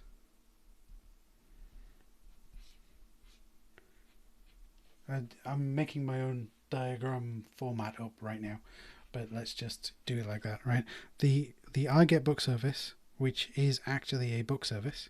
There is a way to draw these out using something that that Uncle Bob uses, but I'll leave it for now. The book service talks to the I data store, which is actually the hard coded. Oh bother! Let's actually write this out. Let's actually write this out, because otherwise you aren't going to know what I'm writing. So hard coded data store.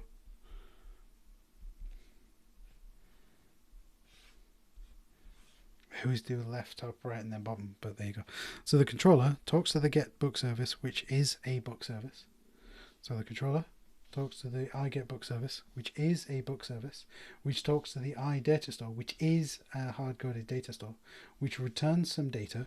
The I data store returns that to the book service, which then, because it's the I book service, that returns that back to the controller, and then voila, we have a fake database.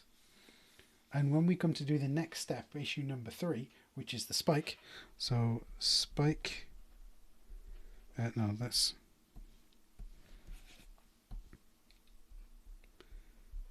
issue number 3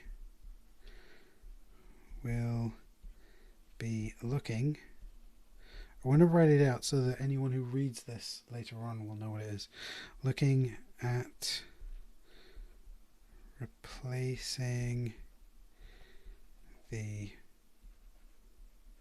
hard-coded data store. No bother. With some kind of database. We may have to replace this entire layer, but now the book service doesn't actually rely on there being data in that book service, which is why we've now renamed it from hard-coded book service to book service. So that's great. So then if we go back here, there's loads of stuff we've done today, but actually, and we haven't touched the hard-coded database because we don't need to yet. Let's make sure that everything is stored in its rightful place. Let's just close all of these panels. Move this to its own place. Don't add it to source controller yet. Close that, just close everything, close all the things. Right, book API, so we've got data stores, hard-coded and I data store, we've got services, book service, I book service, controller, book controller. We run all these tests. So lethal error, are you using a connection string for your database? I'm not. At the moment, there isn't actually a database. That's why I'm calling it data store.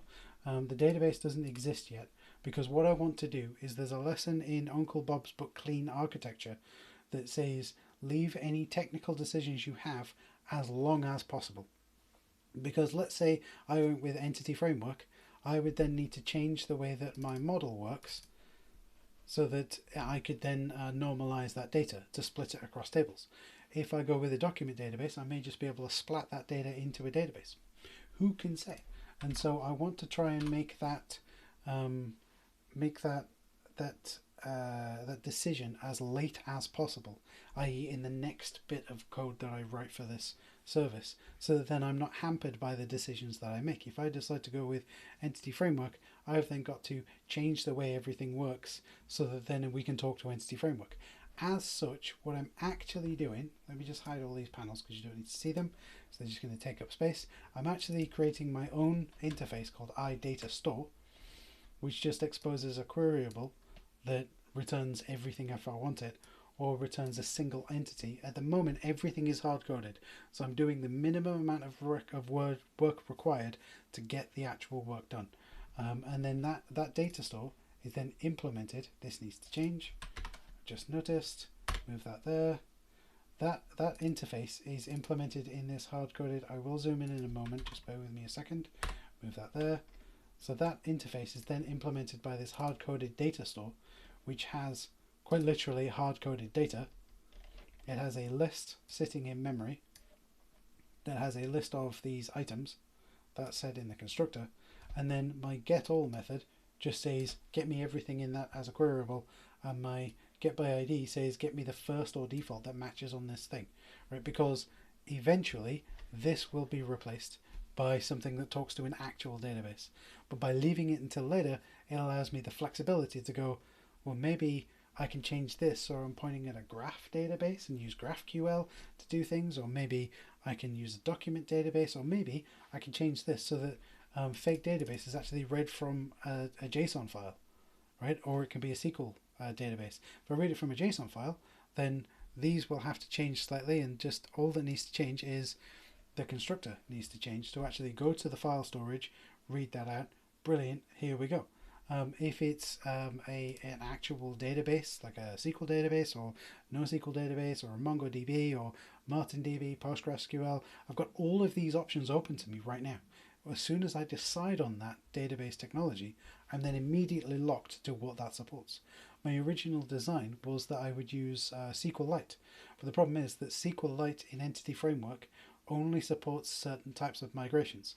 And for those of you who don't know what that is, a migration is when you need to change the database schema. So maybe you need to add a column, you need to drop a column, and what will happen is when you create that migration, then Entity Framework in this instance, if you're working with SQLite, you're likely using Entity Framework, will script the SQL required to do that migration. The problem is that sometimes some operations it does not support, because maybe SQLite doesn't support it, or maybe someone hasn't written the Entity Framework to SQLite translator, and so I'm leaving that decision as late as possible. That way, I'm not hampered by how do I get all of this working? Because if I decided to go with a specific database technology now already, I would probably be up to this point. We're now 6 hours into development, and I won't have anything. But right now, someone could pull this code and actually use it because it doesn't have a database. So Lethal Error said, so you have a dummy hard-coded to work with your business logic. That's absolutely it, Lethal. That is absolutely it, because then that way I don't have to worry about how do I set up this data, which database do I connect to, what's my database connection strings, should it be a secret, should it not be a secret, and this way, like I said, anyone can pull this code, which exists over here at github.com/goprograman/book API. They could pull that data, hit F5, pull that repo, sorry, hit F5 inside of Visual Studio Rider or Visual Studio Code, and it should just start. You don't have to worry about setting up database connections. When we get to the next issue, which is, this is issue number 2, issue number 3 is figure out which data storage technology to use. Then we'll need to add some steps to the README. Hey, before you do anything, set up this, go install this, or set up a database, or here's your connection string to a real database that exists in the cloud that you can play with, whatever. But I want to leave that decision as late as possible, because then, like I say, I'm not hampered by it, and anyone who creates or pulls this code isn't hampered by that.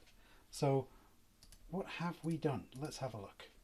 If I go back to here and do git status, so I've changed the page request. You can also use local DB. Absolutely, I could use a local DB, but again, that's built into Visual Studio. Rider does have support for that, but then the problem is that you then need to have SQL Server Management Studio installed, perhaps even just a light one, or just a SQL. There's some configuration required to use local DB, and I'm like, as easy as I can make it for everyone. That's what I want. I did ask on Twitter, what should we do? Which techniques should I do? And I got a whole bunch of responses, which are all wonderful, and I'll show those responses later if you're interested. And all of those responses, they're all like, hey, you should use this DB, this DB, this DB. There's like Martin, there's Postgres, there's Mongo, there's Raven, there's loads of them, and one of them was, hey, just use this container. And I could just use a container, and then the problem is that then the repo then has that hard dependency on whichever database technology. The later I can leave it, the easier it is for folks to be able to pull this code and have a look and play with it. It's the minimum setup for local DB. All right, okay. I've never actually used local DB successfully, Lethal. I did try to use it in a project at one of my previous employment, jobs, and I just could not get local DB set up. So I was just like, you know what, I'll just use my Azure credits and create a SQL server in the cloud and just use that because it made sense. Let's have a look. So let's do Contoso University example from Microsoft shows. Oh, excellent. Oh, well, there you go then. Maybe between now and the next stream, Lethal, I'll go have a look at the Contoso example from Microsoft. Do you have a link to that? And if you do, could you paste it into the chat, please?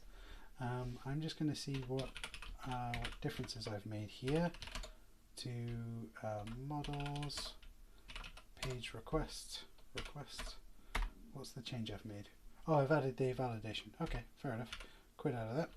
So do git status again. What I like to do is make one commit with multiple changes. So let's do git add. Let's do that one again, but do git add. And then git commit added validation. Whoops. Validation properties to page request model. Excellent. Okay, no, that's fine. Git status. I was worried then that output there makes me think that I've committed loads of changes, but I haven't. Git status. Okay, so the book service now uses the data store. The book service is needed to be updated to do the data tests. What have I done to the controller? So let's go git diff. Oh, it's the controller test. No, that's fine. So git add everything. Git commit message added a data moved logic for creating temporary records to an iData store interface. Yeah. Oh, I've got too many quotes there. Let's go back and delete one. I'm going to do git push u origin feature get page data. I'll probably need to have a look at my local branches and delete one because I think I have too many. And so what I was going to do, now that this is almost complete, I'm going to create a pull request and I'm going to actually pull this into main, and then that's that piece of work done. And then we'll do the kitschy silly thing that we did before in the previous streams, which is something that Carl suggested here. I'm not sure where those more tweets are showing up, but this here, say I was asking before, do people prefer to have music in the background? Let's zoom in a little bit. Music in the background of your tweets, and Layla had this wonderful idea of keep the volume low. I haven't done this yet, and look for license free like in Pretzel. But Carl made this point of there's a couple of tweets, but essentially if you play an instrument, why not play the instrument in the background or learn to play the instrument? Well, I'm a bass player, and that's what these 3 points are. And why don't you just go learn some stuff? I already am, and guess what? I have a Focusrite Scarlett Solo. It's just off camera here. In fact, here it is, and it is my digital audio workstation for my bass guitar. Hopefully, my bass guitar's battery is still running because it's a active bass rather than a passive bass. The two differences are a passive bass, you plug it in and the signal comes out of the bass into the amplifier or the DAW in this instance and gets sent straight down. Active bass, there's a battery in there and it has like a preamp and some effects that you can throw on. So hopefully that still works. But let's get this checked in. We've got it checked in, didn't we? Let's just check. Git diff. We are up to date. Git branch. Git checkout. Checkout. I think I can do git checkout main. Yep. Git diff. There's no instances there. Git fetch. Make sure we've got the latest versions of everything. Excellent. Okay. So if we go back here, I could create a pull request in here. Totally. Or I could create a pull request in the command line. I haven't done the pull requests in command line yet, so let's create it in here. And for those of you who end up, if you do end up working on this, I'm going to assign myself. If you do end up submitting pull requests, please do. If you want to, if you come up with something you want to share it, absolutely. Please be aware though, obviously, that the code that you're committing into is MIT, so everyone can. Oh, excellent. Thank you ever so much, Lethal. I'll check that out when we go offline. That's really useful. If you do create a pull request, I've already created templates for this, so the majority of things should be filled in. Please check if the PR requires, yep, it does this, and all tests will run locally. Excellent. So let's do, I've got a spelling error there, I'll have to fix that. Pull request type, please check the full pull request. It is a feature. What is the current behavior? So the current behavior of the system is current behavior.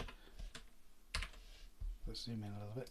Current behavior prior to the PR is that that the system does not support paged requests for book. We need a capital B. Ooh, bother. Wipe that out, didn't I? Objects. Issue number is issue number 2. I need to put that. Yep. Full stop. What is the new behavior? Does this introduce a breaking change? Nope. List the breaking changes. There are no breaking changes. Okay. Excellent. New behavior. Get paged end point now exists and takes an instance of yep, paged request in the query string. What else? Get paged endpoint calls get. Did we call it get? What did we call it over here? What did we call it in the service? The service says that needs to change the name. Hard-coded book service. Oh, because I'm in main. That's fine. Let's do this real quick. Get checkout feature get paged. So I'm looking at the code going, why isn't this there? There we go. So the book service calls get page of books.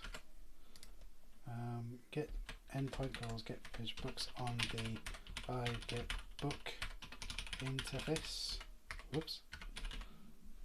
Get pages of books calls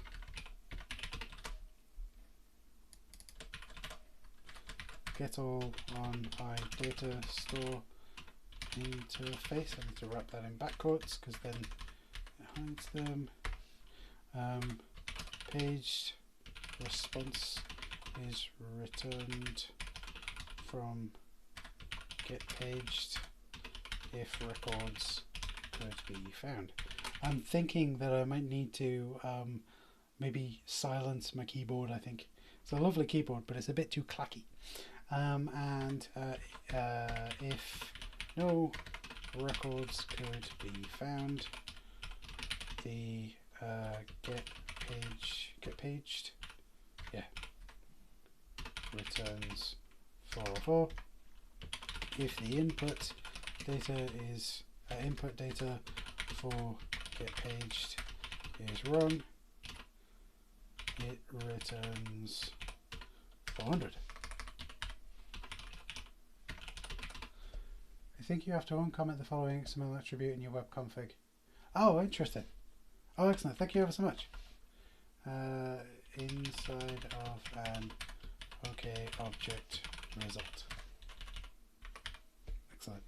Does this breaking change? There isn't any other information. Screenshots how the component look before the change don't have any other information. Not applicable. So this says this PR closes. It closes. Number 2. What's great about that is GitHub will automatically mark number 2 as closed because it has those two words next to each other. With the following changes. Oh my goodness. 3 L's. There we go. So any other information, let's have a look at the preview to make sure. So build was run locally and the application runs correctly. All tests were run and there were no failing tests. It is a feature. It's not refactoring, it's not build data, it's not any of those. current issue does not, currently does not support the book objects. The issue is number 2. That's get page set of book records. What is the new behavior? It closes that. And then it tells it what it does. Does this introduce a breaking change? No. Any other information? NA. So let's create the book. Let's have a look. Labels, projects, milestone, linked issues. Using closing words in the description automatically closes the issues. And the closing words are things like, where are we? You can manually link them, or if you do close, closes, closed, fix, fixes, fix, resolves, resolve, then it will automatically pick that up. Because I've typed in closes and number 2, it won't let me add them, which is fine. So what does this do? Create pull request. Let's create a pull request. Excellent.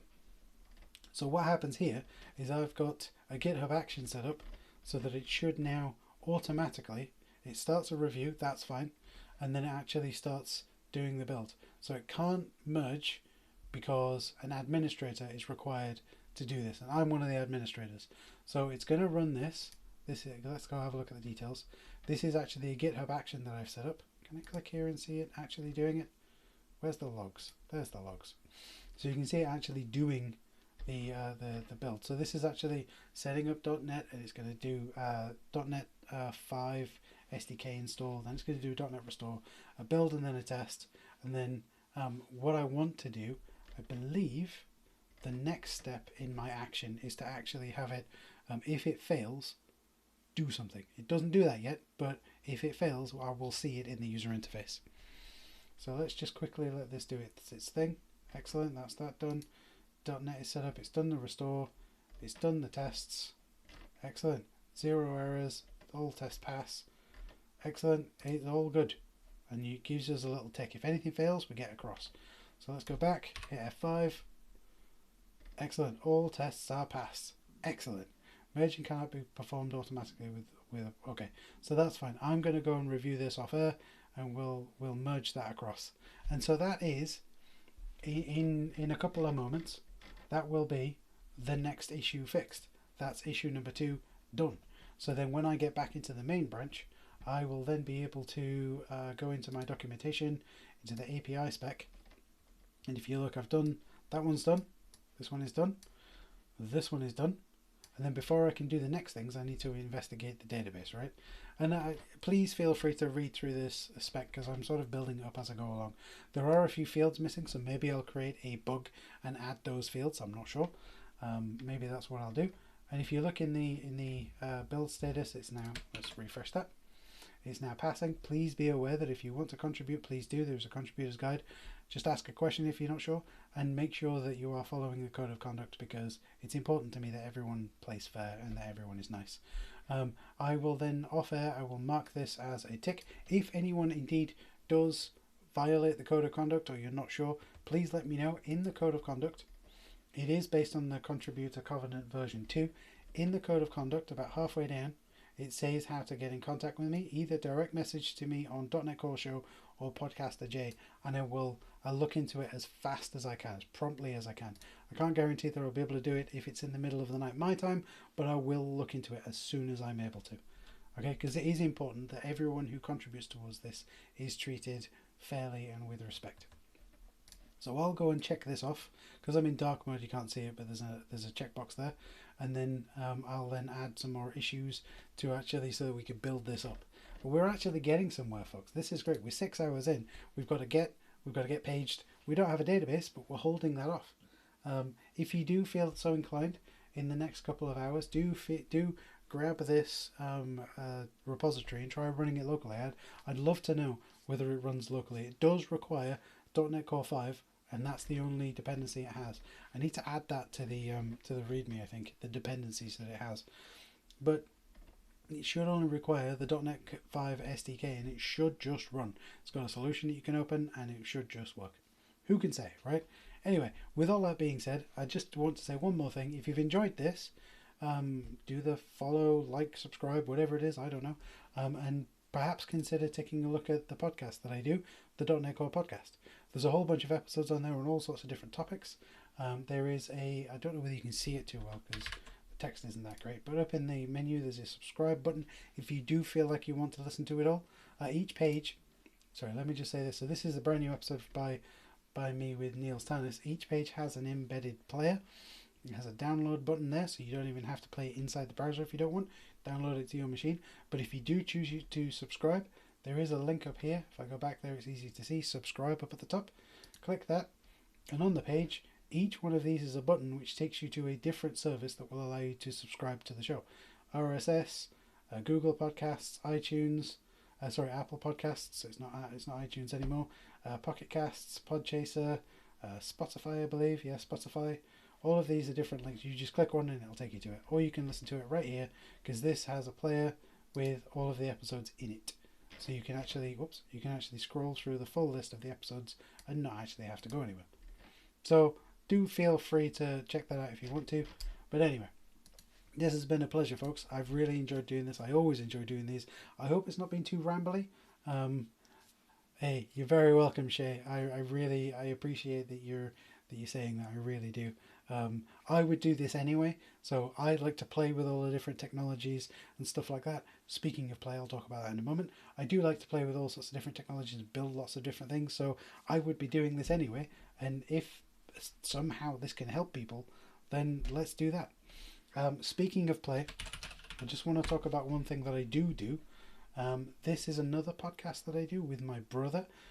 There is actually an episode that's come out today that is related to play, and it is all about, it's just me, this one. It's a series of there's going to be a series of shorter episodes, one every month, that I write and perform.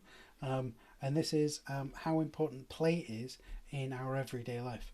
You can listen to the episode if you want to with this player, or you can just basically read it, because this is the script that I read off. So feel free to just read it if you want. It's all about how important play is in our everyday life. And play can mean, where's the quote from Essentialism? It's a wonderful quote up here. There we go. Anything we do, essentially, it's anything we do for the simple joy of doing rather than as a means to an end. Whether it's flying a kite, listening to music, or kicking a football.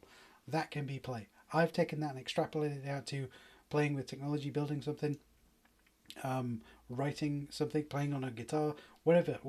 Anyway, so do feel free to check that out. That's at wafflingtailors.rocks. I'll send out a link in the tweets or something. I'll keep this open because I like to have a bunch of links to add to that. But anyway, we've now completed that. Let's see whether I can actually do this thing. I haven't actually done the pull request, but we'll do that off air because it requires some authentication stuff. Whoops. So as I did last time, I keep bashing the desk. I do apologize. What I did last time, I have noticed this only outputs on the left channel. Is it working? Oh, it's not working. Oh, there it is. So let's bring that up. Okay, I'm just going to have to play around with OBS because it's being silly. Let's have a look. It's not that window, it's this window. Properties, set that to listed. Excellent. Thanks, computer.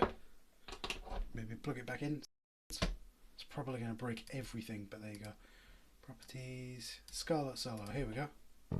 Excellent. So what I like to do when I complete a piece of work on these streams is I like to play on my bass guitar.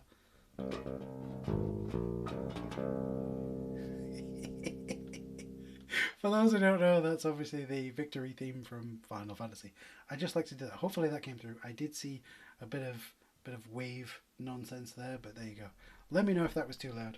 Anyway, with all of that being said, I'm going to call it quits now, just because it's been wonderful hanging out with you all, but I do need to get the rest of my day done. So I wish you all a wonderful weekend. If you're watching this live, I wish you all a wonderful weekend because it's Friday. How great is that? Don't push the production just yet. Maybe do that Monday. I don't know. Have a wonderful weekend, everyone, and I will see you another time. Bye-bye.